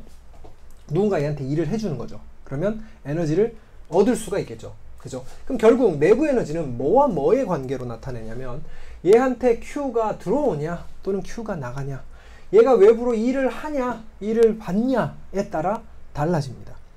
요거를 요렇게 양수로 표현하는 경우도 간혹 있지만 일반적으로 보통 요렇게 씁니다. 자, 일이라고 하는 거는 내가 외부로 한 일을 하는 거죠. 자, 내가 일을 했어. 너 일 했니? 라고 하면 일을 했어 라고 얘기를 하죠. 너 일 받았니? 이런 표현은 잘 안 쓰잖아. 그죠? 일이라고 하는 건 내가 주체적으로 하는 거니까 내가 일을 하면 에너지를 잃어요. 그래서 내부 에너지가 감소하는 거기 때문에 일은 마이너스로 표현을 하게 되고요. 누가 나한테 열을 줬어. 너 열 받았어 하면 누가 날 열받게 한 거죠. 그죠? 누가 지나간 사람이 내 옆구리를 쿡 찔러서 짜증이 나게 만들었다던가, 또는 더운 날씨가 물방울이 날 계속 공기 중에 떠다니는 수증기들이 날 때려서 나한테 열 에너지를 주면 짜증이 나죠. 그것처럼 누가 나한테 에너지를 주게 되면 내부 에너지가 증가하게 되겠죠. 그래서 얘가 플러스면 내부 에너지가 증가하게 됩니다. 내가 플러스의 일을 하게 되면 나는 외부로 일을 했기 때문에 내부 에너지는 감소하는 형태로 가게 돼요. 그래서 요렇게 표현되는 수식을 연력학 제0법칙이라고 합니다. 내부 에너지의 변화는 그 개가 얻은 열과 그 개가 한 일에 의해서 결정이 됩니다. 내부 에너지가 총 얼마냐를 얘기하는 건 쉽지가 않지만 내부 에너지의 변화는 단순하게 요거 두 개의 합으로 나타낼 수가 있다라는 겁니다. 자, 그러면 연력학 과정에서 2를 한번 그려봅시다. 예를 들어 이런 거예요. 피스톤이 있고요. 자, 피스톤이 여기 마찰이 없다라고 가정을 해봅시다. 여기 마찰이 없고요. 여기 기체가 들었고 그 기체가 압력 P를 만들고 있어요. 그죠? 자, 여기는 진공이라고 가정을 해봅시다. 그럼 P가 있다는 얘기는 요 안에 있는 기체 분자가 막 벽을 때리면서 여기를 톡톡톡톡 때린다는 얘기잖아. 그럼 여기다 무슨 힘을 가하게 돼요? 압력 P가 단면적 A에 힘을 가하게 되면, 그죠? 압력 P가 단면적 A에 가해주는 힘은 어떻게 돼요? P 곱하기 A를 하면 힘이 되죠. 왜? 압력은 힘 나누기 면적이니까 압력에다가 면적을 곱하면 바로 힘이 되죠. 그죠? 그래서 압력 P가 있고 그 P가 A라는 단면적에 압력을 가하면 이쪽 방향으로 힘이 만들어지는데 그 힘은 P 곱하기 A만큼의 힘이 만들어집니다. 자, 그래서 기체가 두두두둑 때려서 얘가 살짝 이동을 했다고 가정을 해봅시다. 얼마만큼? 델타 L만큼 이동을 했다고 가정을 해봐요. 오케이. 자, 그러면 PA가 F인데 F라고 하는 힘이 가해져서 F가 있고요. F가 델타 L만큼 변위를 곱하면, 힘에다 변위를 곱하면 이게 뭐가 돼요? 이게 1이 되는 거죠. 그죠? 자, 그럼 힘은 뭐라고 그랬어? 압력에다가 단면적을 곱한 거니까 이렇게 쓸 수 있고요. 그러면 A하고 델타 L을 곱한 놈은 뭐가 돼요? 이렇게 생긴 깡통의 부피가 되죠. 델타 V가 됩니다. 따라서 얘는 P 델타 V라고 할 수 있습니다. 아주 만약에 뭐 압력이 팽창하면 사실 압력이 변화하죠. 그죠? 변화하는 압력이나 이런 것들이 있다면 짧은 시간 동안 짧은 거리를 이동하는 동안에 dW라고 하는 E를 정의할 수 있게 되고요. 결국 그러면 여기는 dL이라고 쓸 수 있고요. ADL은 결국 dV라고 할 수 있겠죠. 그러면 총 한 일은 뭐야? 부피에 대한 압력을 부피에 대해서 적분한 놈이 한 일이 되는 거죠. 그래서 연력학적인 일의 정의는 P라는 압력을 가지고 있는 놈이 있다면 그 압력에 의해서 한 일은 그 압력을 부피 변화에 대해서 적분하는 형태로 정의를 할 수가 있습니다. 그래서 일반적으로 처음 부피가 V1이었던 놈이 나중 부피가 V2가 된다면 그 사이에 압력 P가 주어졌다면 한 일의 양은 압력 P를 부피에 대해서 적분한 값이 됩니다. 자, 그래서 이런 그림을 그리게 될 거고요. 연력학에서는 이 그림이 굉장히 자주 나오게 되는데 우리는 뭐 자세하게 연력학을 다루지는 않을 거기 때문에 간략하게 얘를 PV 도표라고 합니다. 압력과 세로축은 압력, 가로축은 부피로 나타내주는 도표예요. 자, 처음에 어떤 물체가 부피 1에 V1에 압력 P를 가지고 있었어요. 요 놈입니다. 그죠? 여기에 요 안에 총 부피를 부피 1이라고 하고요. 얘가 이렇게 밀려나가서 팽창한 부피를 부피 2라고 해보자고. 그럼 처음 압력을 P1, 팽창했을 때 나중 압력을 P2라고 한다면 여기가 P1, 나중 압력이 P2라고 해봅시다. 주변에서 뭐 열에너지가 공급되지 않는다면 팽창하면 압력은 감소하죠. 그렇다면 얘가 요 점에 있던 놈이, 자, 요 점을 V2, 자, 요 점을 P2라고 해봅시다. 그래서 P1, V1, P1에 있던 놈이, 자, 요 자리로 와요. V2, P2 이렇게 이동을 합니다. 그죠? 그러면 한 일은 P를 부피에 대해서 적분한 거니까 요 안에 만들어지는 X축과 만나는 놈의 면적이 될 거예요. 자, 만약에 P가 일정한 값을 가진다. P1이든 나중 P, 여기가 P2예요. P1, P2가 같다면 그럼 면적은 어떻게 돼요? 요 사각형의 면적이 되겠죠. 그죠?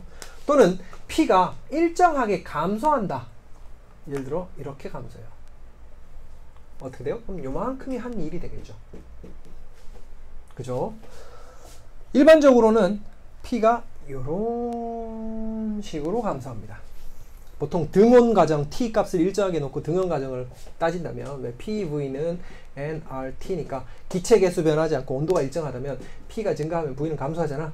이건 뭐가 똑같아요? Y equal X분의 1 그래프 형태처럼 이렇게 비스듬하게 감소하게 되겠죠. 그죠? 그래서 이런 식으로 감소하는 형태를 띄게 됩니다.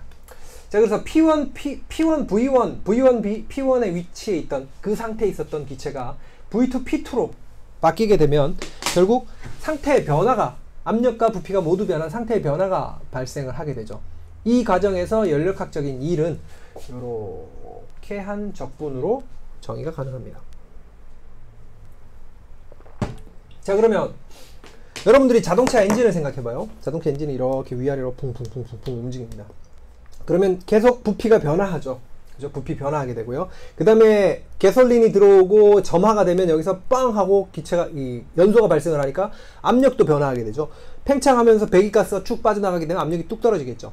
그죠? 다시 안쪽으로 뭉치게 되면 부피가 작아지겠죠. 끊임없이 피스톤은 위아래로 움직이게 될 거고요. 그 말은 이렇게 피스톤이 최대한 가까이 들어와서 연료가 들어오고 빵 점화했을 때 가장 큰 압력, 그 다음에 가장 좁은 부피를 가지게 될 거고요. 그 다음에 팽창해서 흡압 폭배, 여러분들 기술을 배웠나? 흡입 압축 폭발 배기라고 하는, 보통 사행정 사이클이라고 하는, 엔진이 움직일 때 흡압 폭배, 이제 폭발해서 팽창을 최대한 했을 때 그때 부피가 V2인 거죠. 그때 압력은 가장 낮은 값을 가지게 될 거고요. 어쨌든 피스톤이 위아래로 계속 왔다 갔다 하다 보면 압력 요 지점에서 요 지점 사이를 끊임없이 왔다 갔다 해요. 자, 그런데 적분이라고 하는 것이 V1이 여기 있고 V2가 여기 있으면 양으로 적분을 하게 되고요. 반대로 여기 있던 놈을 일로 거꾸로 올라보내려면 어떻게 해야 돼? 여기가 V1이고 여기가 V2잖아. 그럼 적분이 거꾸로 가게 되면 적분 구간이 여기가 2, 1 이렇게 숫자가 이게 더 크다고 가정을 해봅시다. 그럼 전체 값이 뭐가 돼요? 어쩌고 저쩌고 적분하면 적분한 도함수의 모습, 거기에다가 V1과 V2를 대입을 하죠. 그런데 V1하고 V2 대입해서 서로 빼는데 이 앞에 있는 놈과 뒤에 있는 놈이 빼져버리면 여기 부호가 마이너스가 돼버리죠. 요렇게 가는 일은 양의 일이 될 거고요. 반대로 올라가는 길은 음의 일이 될 거예요. 그럼 만약에 엔진이 요렇게 계속 끊임없이 왔다 갔다 한다면 엔진이 일을 할 수 있나요? 양의 일을 했다가 다시 음의 일을 했다가 에너지 받아야 되는 거죠. 양의 일을 했다가 에너지를 줬다가 또 에너지를 받아야 되고, 그럼 이 엔진은 전혀 일을 하지 못하게 되죠. 그럼 양의 일을 하기 위해서는 어떻게 해야 돼요? 오른쪽으로 가는 과정은 더 큰 면적을 가지게 만들고요. 왼쪽으로 다시 가는 과정은 더 작은 면적을 가지게 해서 플러스가 마이너스보다 더 커서 요런 면적, 빗금친 면적을 만들어내야 양의 일을 할 수 있게 되는 거죠. 그래서 엔진이라고 하는 놈이 제대로 작동을 하려면 P1에서 P2를 찍고 다시 되돌아오는 건 모든 엔진이 똑같아요. 엔진 피스톤의 사이즈를 무작정 키울 수는 없잖아. 그럼 엔진 룸도 엄청 커져야 될 거고, 대신 이제 피스톤이 크냐 작냐에 따라서 엔진에서 나오는 배출되는 출력도 달라지고요. 우리가 흔히 배기량이라고 하는 거 있죠. 또는 피스톤의 개수를 여러 개를 만듭니다. 그래서 이 V6 하면 6개의 피스톤이 이제 V 형태로 이렇게 작동을 하는 거고요. 일반적인 여러분들이 보는 길거리에 돌아다니는 대부분의 자동차는 피스톤이 4개 달린 그런 엔진을 가지고 있고요. 쉐보레 까마로 같은 차 있죠? 그 뭐죠? 트랜스포머의 범블비, 그런 놈은 8기통, 피스톤이 8개씩 달려 있어서 엄청나게 많은 기체를 뿜어낼 수 있게 되죠. 어쨌든 그게 넓으면 넓을수록 기본적으로 크게 왔다 갔다 하게 될 거고요. 그런 기통수 또는 배기량이 작아지면 여기서 여기까지 간격이 상대적으로 줄어들게 되겠죠. 어쨌든 엔진이 작동을 하게 되면 요렇게 갔다 요렇게 오는 요 사이클은 변함이 없습니다. 그럼 엔진이 만들어내는 에너지의 양은 뭐와 관련 있는 거예요? 요 면적을 얼마나 크게 만드냐와 관련 있는 거죠. 엔진 기술이 나쁠 때는 요 면적이 요랬어요. 근데 점점 기술이 발전하면서 엔진 기술이 낼 수 있는 효율이 점점 증가하면서 이 면적이 점점 커지기 시작을 한 거예요. 그럼 얘를 무작정 커지게 만들 수 있을까? 가장 이상적인 건 뭐예요? 이렇게 가는 거죠. 이렇게 갔다가 이렇게 떨어지고 이렇게 갔다 이렇게. 여기가 완전히 사각형이 돼서 플러스는 이렇게 사각형, 마이너스는 이렇게 사각형으로 가면 좋은데 이렇게 되려면 뭐가 돼야 돼? 부피가 팽창하는 동안 일정한 압력을 만들어내야 되고요. 여기서 이렇게 떨어지는 동안은 부피는 일정하면서 압력을 쭉 줄일 수 있는 기술이 돼야 될 거고, 여기서 반대편으로 갈 때는 같은 부피에서 압력이 압력은 일정하면서 부피를 수축시키는 과정이 필요하고, 그 다음에 다시 여기서 일로 올라갈 때는 부피의 변화가 없는 걸 이제 등적 과정이라고 합니다. 등압 과정, 등적 과정, 등압 과정, 등적 과정을 할 수 있는 기술이 돼야 되는데 사실 이건 불가능하고요. 프랑스의 카르노라고 하는 사람이 열심히 고민을 해서 얘가 만들 수 있는 가장 큰 면적이 얼마만큼 되는가에 대한 계산을 했어요. 그렇게 정의되는 기관 또는 엔진을 카르노 엔진이라고 하고요. 이런 열기관, 열에너지, 우리가 흔히 개설린이나 또는 석탄이나 석유 같은 걸 떼어서 만들어낼 수 있는 이런 열에너지, 열기관과 같은 장치가 낼 수 있는 가장 큰 효율을 카르노라고 하는 사람이 계산을 했습니다. 그래서 그런 걸 카르노 엔진이라고 하고, 우리 이제 강의 제외절이라 제가 다루진 않겠지만 연력학에서 가장 좋은 효율은 바로 이 카르노가 정의한 카르노 엔진이 가장 효율의 한계점이다 라고 하는 것 정도만 상식으로 기억하길 바랍니다. 자, 그래서 어쨌든 우리 PV 웍이 이렇게 된다 라는 걸 봤고요. 자, 여러가지 연력학의 다양한 과정들이 있습니다. 실제로 우리 주변에서 일어나고 있는 연력학적인 현상은 압력도 변하고 부피도 변하고 입자가 열려있는 공간이라면 입자의 개수도 변하고, 그죠? 우리가 흔히 얘기하는 PV는 nRT에 R이라고 하는 기체상수를 제외하고 이 모든 것들이 변수가 돼요. 그래서 굉장히 복잡합니다. 저번에도 한번 얘기했지만 물리는 복잡한 수업이 아니에요. 물리는 복잡한 학문이 아니고 이 복잡한 걸 최대한 단순하게 만듭니다. 그래서 첫 번째, 온도가 일정한 과정, 그런 걸 등온 과정이라고 합니다. 다른 거 변화 없이 얘 일정이야. 그러면 얘랑 얘 사이에는 어떤 관계가 있을까? 이걸 따지는 거죠. 또는 압력이 일정하는 경우 있죠. 등압 과정. 압력 일정하게 두께, 부피하고 온도 사이에 어떤 관계가 있니? 이걸 따지는 거죠. 또 있습니다. 뭐가 있을까요? 등적 과정. 이건 뭐야? 부피는 그대로 놔두고 온도와 압력이 어떻게 변하는가를 나타내주는 과정들이죠. 그죠? 이런 것들이 있고요. 또 하나는 지금 우리 이거는 입자의 어떤 열적인 운동, 역학적인 부분이고요. 여기에 열에너지를 공급하는 경우가 있겠죠. 그래서 열에너지가 공급되는 과정이냐, 또는 열에너지가 완전히 차단된 과정이냐에 따라서 열에너지가 차단된 과정을 단열 과정 이란 이름으로 부릅니다. 그래서 연력학의 대표적인 과정들이 이런 과정들이 있고요. 이것들이 막 뒤섞여서 있으면 계산이 굉장히 힘들어지겠죠. 그죠? 아주 단순화시켜서 뭐 일정 해놓고 얘를 지배하는 지배법칙을 쓰고, 그 다음에 그 지배법칙을 점점 복잡계로 가져가는 것이 이제 물리가 하는 일입니다. 자, 책에 뭐 다양한 과정들이 있고요. 뭐 똑같은 이런 등압, 등적 과정이라고 하더라도 일반적인 기체에서 일어나는 등압 과정 또는 등온 과정, 이런 거와 이상기체라고 하는 이상기체, 아이디얼 가스가 등온 과정을 겪으면 어떤 식으로 작동을 할 것인가, 이런 것들이 또 이제 기체의 어떤 특징에 따라 달라지게 됩니다. 아이디얼 가스는 지난 시간에도 잠깐 언급했듯이 기체 분자들 사이에 인력이 없고 기체 분자의 부피가 제로라고 가정하는 아주 이상적인 기체이죠. 그런 경우에는 얘가 굉장히 단순하게 쓰여집니다. PV는 nRT라고 하는 이 수식으로 거의 대부분 잘 설명이 돼요. 그래서 얘를 이상기체 방정식이라고 합니다.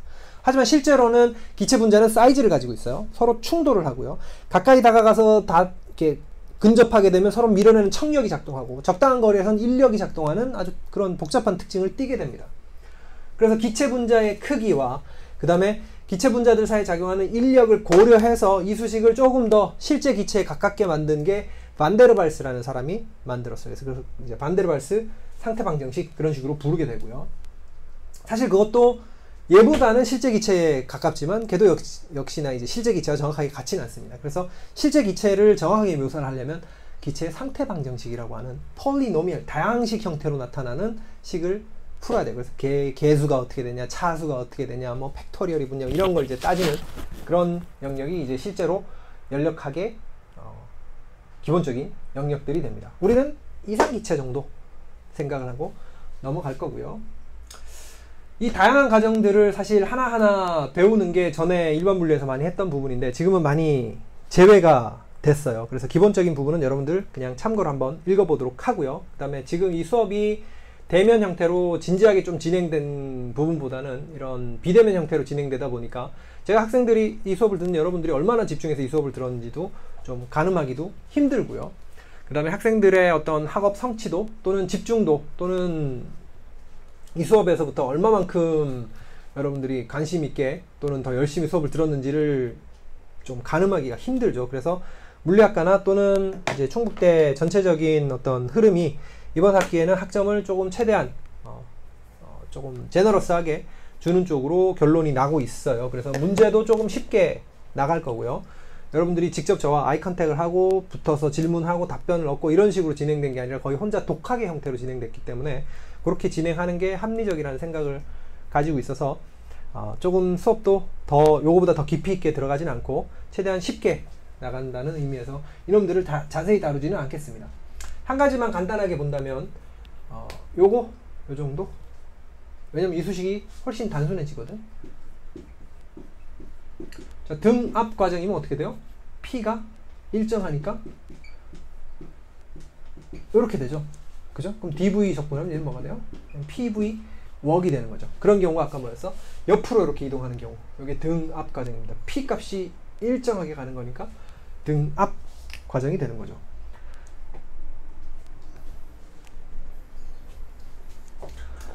등적 과정이면 어떻게 될까요?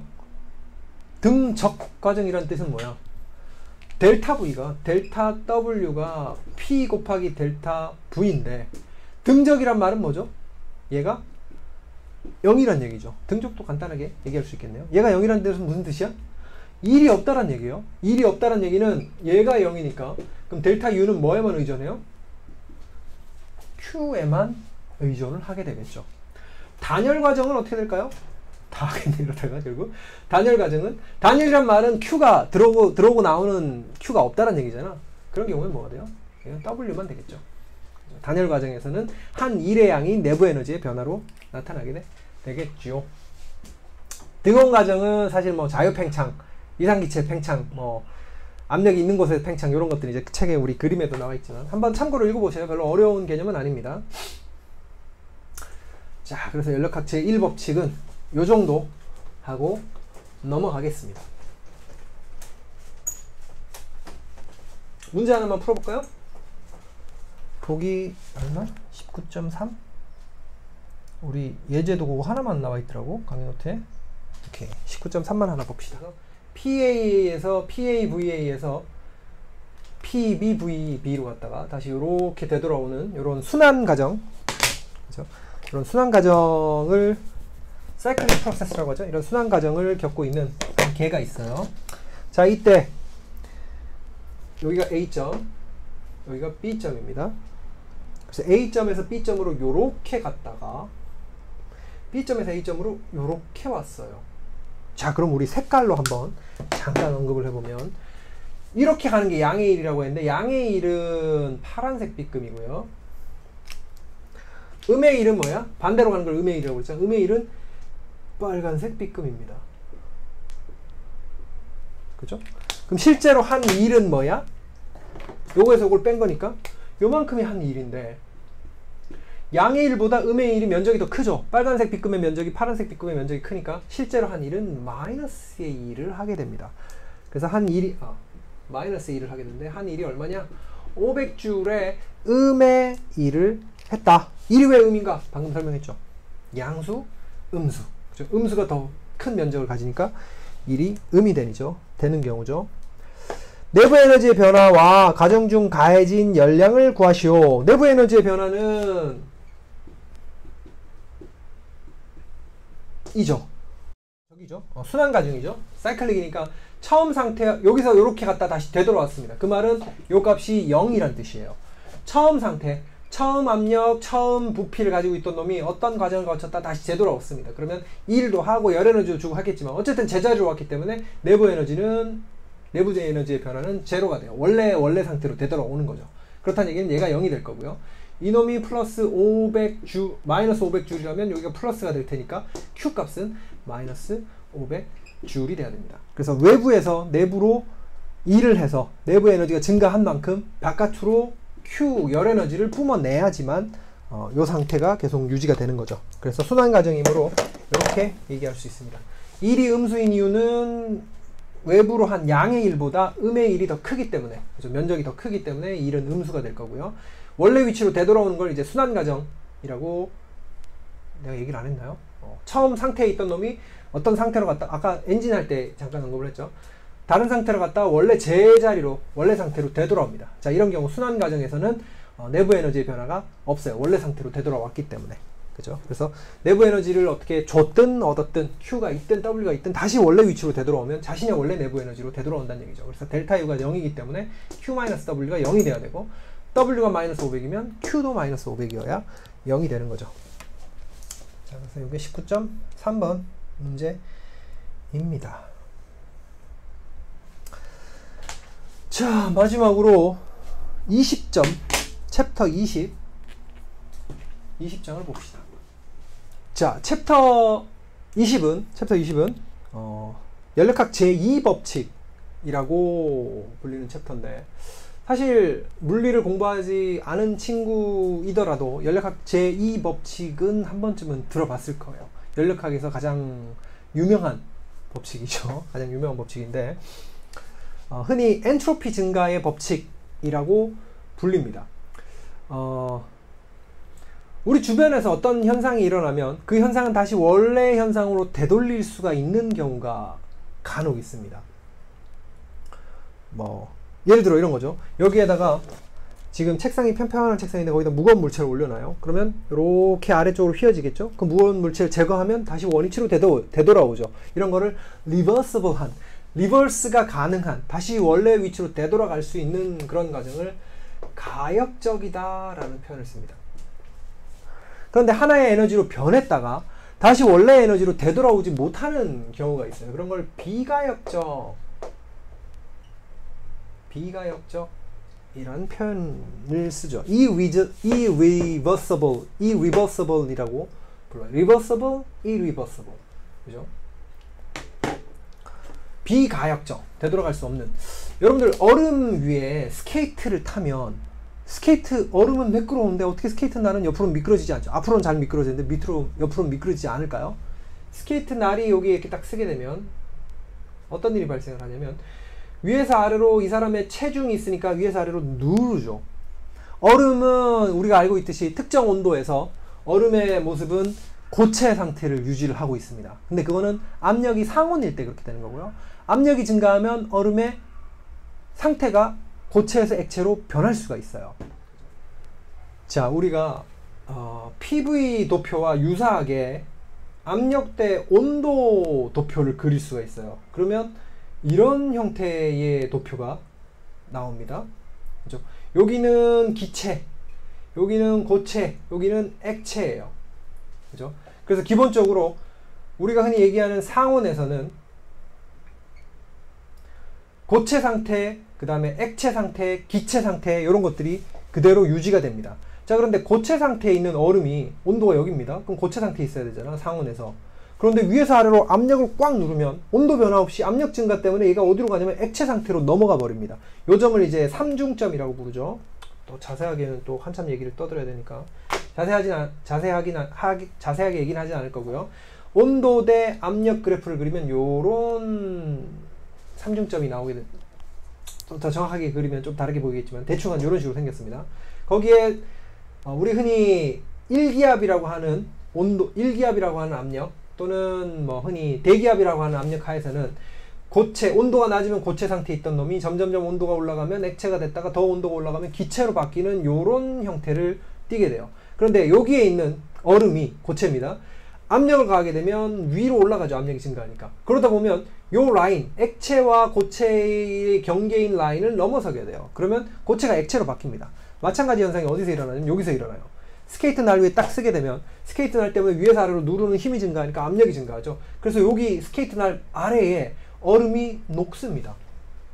그래서 실제로 이 부분을 확대해서 보면 얼음이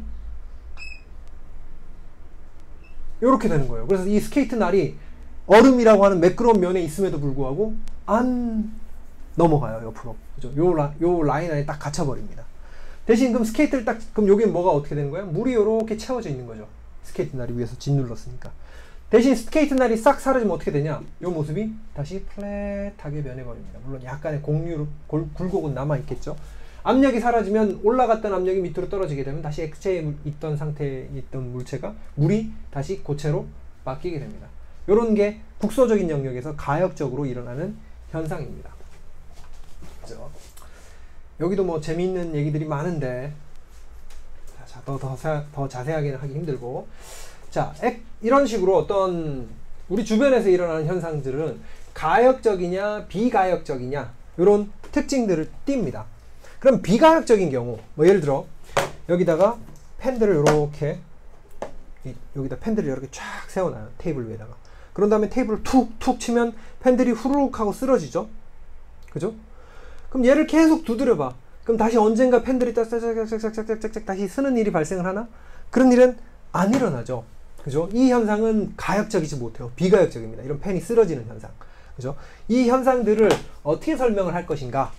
그죠? 그 현상을 설명하기 위해 도입된 개념이 바로 엔트로피라고 하는 개념입니다. 자, 엔트로피. 이제 연력학에서 뭐 엔탈피 이런 것들도 나오지만 엔트로피는 흔히 무질서도라고 부릅니다. 우리 자연에서 일어나는 현상은 질서정연한 쪽으로 가는 게 아니라 질서정연한 놈이 무질서해지는 쪽으로 가는 거예요. 100개의 동전을 전부 앞면만 넣습니다. 그런 다음에 책상을 퉁퉁퉁 때려요. 그럼 동전이 막 뒤집히겠죠? 계속 때리다 보면 동전이 어떤 동전은 앞면, 어떤 동전은 뒷면입니다. 하지만 처음처럼 모든 동전이 앞면이 되는 가능성은 굉장히 드물어요. 오히려 모든 동전이 앞면을 가지고 있는 질서정연한 모습이 때리면 때릴수록 무질서한 형태로 바뀌어버리는 게 자연스러운 현상입니다.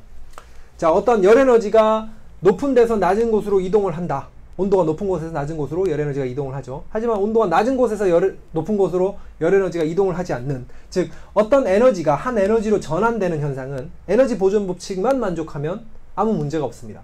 뜨거운 물체에서 차가운 물체로 열 접촉을 했을 때 차가운 물체에서 뜨거운 물체로 열에너지를 줘서 뜨거운 물체는 더 크게 흔들리고 차가운 물체는 더 작게 움직여도 에너지 보존 법칙은 만족하죠. 얘는 에너지를 잃고 그 에너지를 얘가 얻었으니까 에너지 보존 법칙은 만족을 하죠. 하지만 에너지 보존 법칙만으로는 실제로 뜨거운 곳에서 차가운 곳으로 일어나는, 즉 차가운 곳에서 뜨거운 곳으로 열에너지가 이동하지 않는 현상을 설명할 수가 없다고. 그래서 에너지가 전달될 때는 어떤 특정 방향성을 띠고 있고 그 방향성은 어떤 방향성이냐? 그 개의 무질서도를 증가하는 방향성으로 간다라는 개념으로 등장한 게 바로 엔트로피예요. 그래서 전 우주는 엔트로피가 증가하는 방향으로 연력학적인 현상들이 이루어집니다. 그거를 연력학 제2법칙 엔트로피 증가의 법칙이라고 합니다. 자, 그럼 이 엔트로피 증가의 법칙을, 즉 연력학 제2법칙을 가지고 아까 얘기했던 엔진을 한번 다시 소환을 해보고요. 열기관이라고 하는, 자, 여기에 뜨거운 P하신 뜨겁게 가열되어 있는, 자, 엔진 피스톤 여기서 빵 하고 기체가 뻥 하고 터졌어요. 자, 뜨겁게 가열되어 있는 엔진의 피스톤 안에 기체가 지금 들어왔고 여기서 스파크가 뻥 치면서 스파크 때문에 여기 연소가 발생을 하고요. 압력이 확 증가하면서 여기가 아주 뜨거운 상태가 됩니다. 그럼 얘가 피스톤을 밀겠죠. 그래서 이 일을 합니다. 자동차의 엔진은 엔진에 있는 연료가 타면서 피스톤을 움직이고요. 그 피스톤의 상하 운동을 회전 운동으로 바꿔갖고 바퀴를 움직이는 게 자동차의 구동 원리이죠. 그래서 얘가 가지고 있는 에너지가 이 일을 통해서 자동차의 외부로 엔진 바퀴, 엔진에 있던 에너지가 바퀴로 에너지가 방출이 되죠. 그죠? 그런 다음에 여기서 끝나냐? 아니죠. 일부의 에너지는 어디로 가요? 일부의 에너지는 W로 가지만 일부의 에너지는 자동차가 막 달리면 엔진룸이 따뜻해지잖아. 휘발유가 가지고 있는 모든 에너지가 바퀴를 회전시키는데 다 사용이 되는가? 아니죠. 엔진이 움직이게 되면 엔진이 얻은 여기 들어있는 에너지 중에 일부만 일을 하게 되고 일부는 밖으로 방출이 됩니다. 여기는 T cold가 될 거예요. 그죠? 그래서 원래 뜨거운 곳에 들어있는 에너지가 전부 일로 전환이 되면 참 좋겠지만 그 중에 일부만 일로 전환이 되고 나머지는 차가운 곳으로 가게 됩니다. 결국 얘가 가지고 있는 모든 에너지를 자동차 엔진을 통해서 바퀴로 다 전달했으면 다 좋은데 그렇지 못하고 일부만 일을 하고 일부는 이렇게 빠져나가게 됩니다. 요 에너지를 폐열이라고 불러요. 폐열. 쓸 수 없는. 그죠?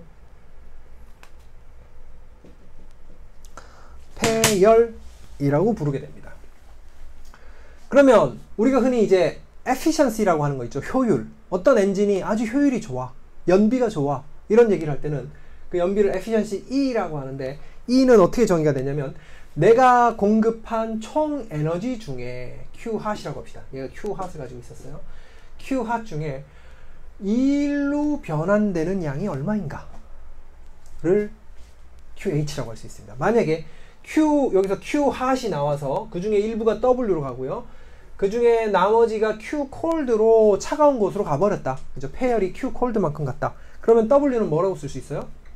W는 Q 핫에서 Q 콜드를 뺀 값으로 나타낼 수 있겠죠. 그럼 따라서 얘는 뭐라고 쓸 수 있냐면 Q 핫 마이너스 Q 콜드 나누기 Q 핫이 되고요. 자, 얘는 두 개를 나눠 봅시다. 그러면 Q 핫 분의 Q 핫 마이너스 Q 핫 분의 Q 콜드가 되죠.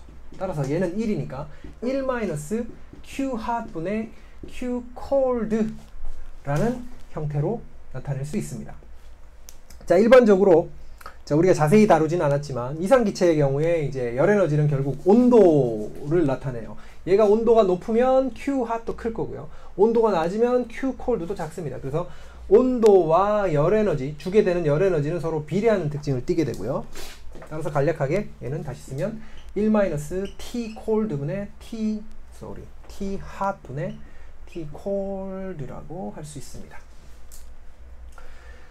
얘가 1이 되는 경우는 어떤 경우예요? 1이 되는 경우는 QH를 준 게 전부 W로 가는 거죠. 그죠? 얘랑 얘가 서로 같아지면 효율이 가장 좋은 거잖아.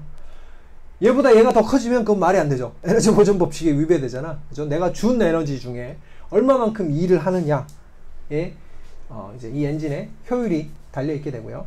보통 뭐 내연기관이라고 하는 거는 효율이 뭐 30% 정도만 돼도 엄청나게 효율이 좋은 걸로 알고 있습니다. 전기 모터 있죠? 10%밖에 안 돼요, 효율이. 자, 일반적으로 어쨌든 효율은 굉장히 낮다. 우리가 알고 있는 내연기관은. 그러면 지금 우리가 그런 얘기 하잖아. 에너지 고갈, 그죠? 또 다른 에너지 자원을 구해야 된다. 그런 얘기를 많이 하는데, 뭐 혹자들은 앞으로 20년 정도면 지구상에 있는 모든 화석연료가 다 사라진다라고 얘기를 하는데, 제가 알기로는 한 300년 쓰는 걸로 알고 있어요. 엄청나게 많습니다. 생각보다 많은 화석연료들이 많이 있고요. 대신 이제 화석연료는 연소를 할 때 이산화탄소 같은 걸 배출하고, 그 다음에 다양한 발암성 물질, 그 다음에 환경호르몬 같은 것들을 뿜어내기 때문에 안 좋죠.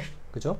그래서 내연기관은 좀 점차적으로 줄어드는 쪽으로 많이 가고 있고요. 외국에 있는 유명 자동차 회사들은 앞으로 내연기관을 만들지 않겠다라고 선언하는 회사들도 나올 정도로 이제 점점 화석연료 사용을 줄이는 쪽으로 가고 있는데, 뭐 연료가 얼마 남지 않았다라고 가정을 하더라도 사실 300년 이상 쓸 수 있는 이유가 뭐냐면 엔진의 효율이 좋아지고 있어요. 예전에는 똑같은 Q에서 여기서 뽑아내는 W가 작았는데 이제는 이 효율이 증가하다 보니까 QH, 여기서 쓰는 연료의 양이 점점 줄어드는 거예요. 그래서 유한한 연료가 있다고 하더라도 예전에는 1년에 이만큼씩 썼다면 요즘은 그거보다 훨씬 더 작은 양의 에너지를 쓰는 쪽으로 엔진의 효율이 또는 열기관의 효율이 좋아지고 있다라는 거. 자, 그래서 엔진의 효율은 이렇게 나타낼 수가 있고요. 자, 만약에 이렇게 갔던 열에너지 QC를 만약에 내가 이렇게 펌핑을 해서 똑같이 다시 QC를 위로 끌어올릴 수 있다라고 가정을 해봅시다. 오케이. 자, 아까 연력학 제2법칙 엔트로피 증가의 법칙, 그 다음에 뭐 무질서도 이런 얘기를 했었죠. 그죠? 내연기관에서 E가 1인 놈을 우리가 어떻게 나타낼 수 있냐면, 자, 요 그림 그냥 그대로 놔둘게요. 그 옆에다 그려보겠습니다. 엔진에서 E가 1인 놈은 불가능하다 라는 게 이제 연력학 제2법칙을 엔진의 경우로 적용을 한 경우인데, 자, 그 경우는 어떤 경우냐면 TH에서 Q 핫이 나옵니다. 근데 Q 핫 전부가 W로 가는 거예요. 자, 여기는 T 콜드인데 일로 안 가. 전부 W로 간다고. 그럼 이게 요거죠. 그죠? 효율이 100%인 놈이잖아. 자, 근데 이건 뭐하고 똑같냐면, 자, T 콜드로 갔던 QC를 이렇게 해서 펌핑해서 여기로 올린다고 가정을 해봅시다. 그러면 여기로 갔던 QC가 예를 들어 여기서 100이 내려왔고요. 일로 20이 갔어요. 여기로 80이 떨어졌습니다. 그런데 내가 다시 80을 펌핑해서 올렸다고 가정을 해봐. 그러면 순수하게 여기는 100이 나갔다가 80이 들어왔으니까 20이 나갔고 20이 전부 1로 왔으니까 얘랑 똑같은 거죠. 그죠? 이거랑 80이 갔다 80을 그대로 올리는 경우나 요 경우랑 같은 거잖아. 그죠? 그런데 얘는 불가능하죠. 왜 불가능해? 온도가 낮은 곳에서 높은 곳으로 열 에너지를 이동을 하지 않죠. 그죠? 연력학 제0법칙입니다. 두 물체가 서로 열 접촉한다면 온도가 높은 데서 낮은 곳으로는 가지만 낮은 곳에서 높은 곳으로 이동을 하지 않습니다. 이걸 하기 위해선 2를 해줘야 돼요. 여기다 2를 해줍니다. 이 일이 80을 끌어올리기 위해 해야 되는 일은 80보다도 훨씬 큰 일을 해야 됩니다. 그럼 이걸 뭐하러 끌어올려? 끌어올리지 말아야지. 차라리 이걸 안 하는 게 여기서만 소비되는 게 훨씬 더 효율이 좋은 거죠. 그죠? 그래서 얘랑 얘는 궁극적으로 같고, 이게 불가능하다면 얘도 불가능하다는 얘기겠죠. 그죠? 그래서 연력학 제2법칙을 엔진에다 적용을 하면 효율이 100%인 열기관은 불가능하다 라는 게 이제 연력학 제2법칙에 해당되는 모습입니다. 자, 그 다음으로 이제 우리가 엔트로피라고 하는 개념을 조금 더 배우고, 그 다음에 냉장고에서의 연력학 제2법칙을 다루고 하는 부분이 이제 강의절에 포함이 되어 있지만, 자, 우리 수업은 여기까지 하는 걸로 하겠습니다. 여기까지 하는 걸로 하고요. 시험 범위는 저번에 한 친구가 질문을 했었는데, 시험 범위는 우리가 배운 모든 영역이 시험 범위로 들어갑니다.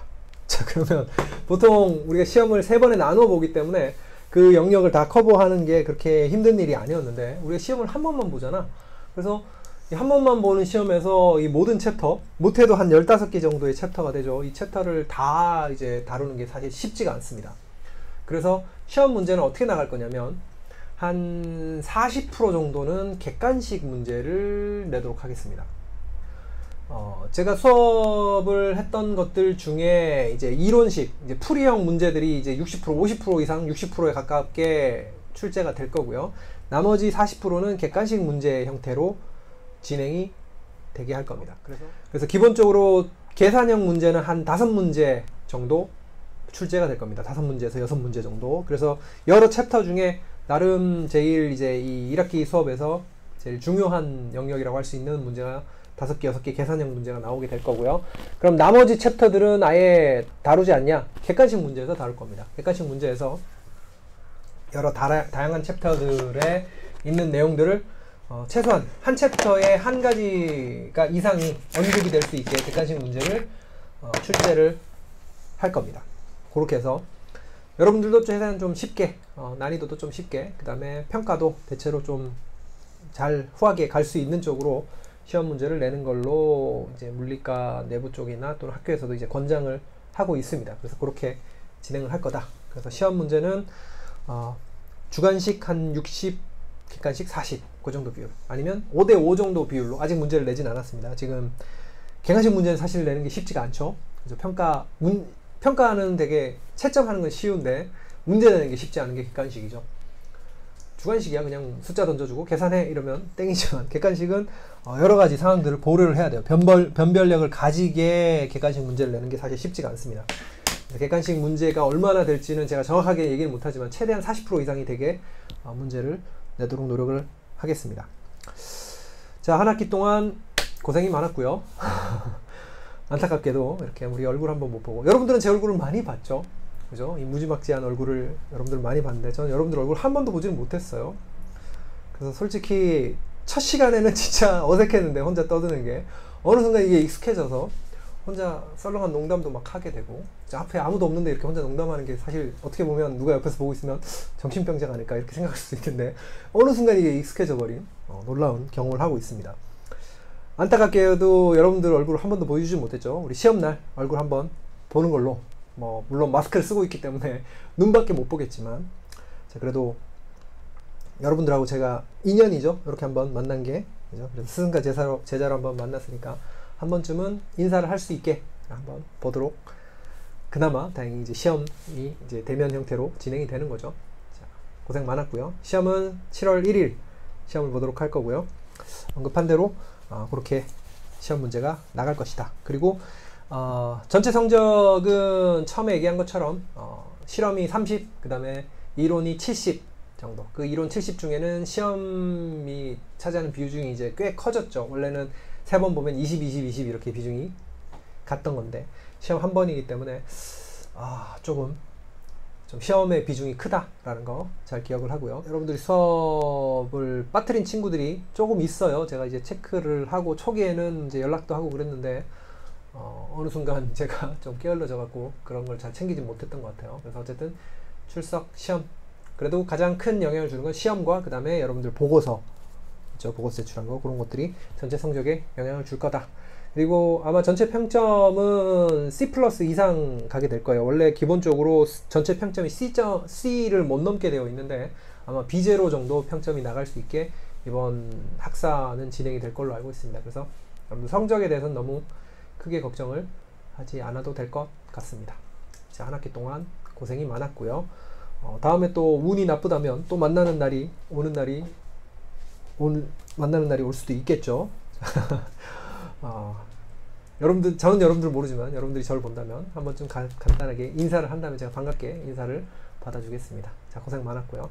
앞으로도 힘든 비대면 형태의 강의가 계속 지속되더라도 열심히 힘내시고요.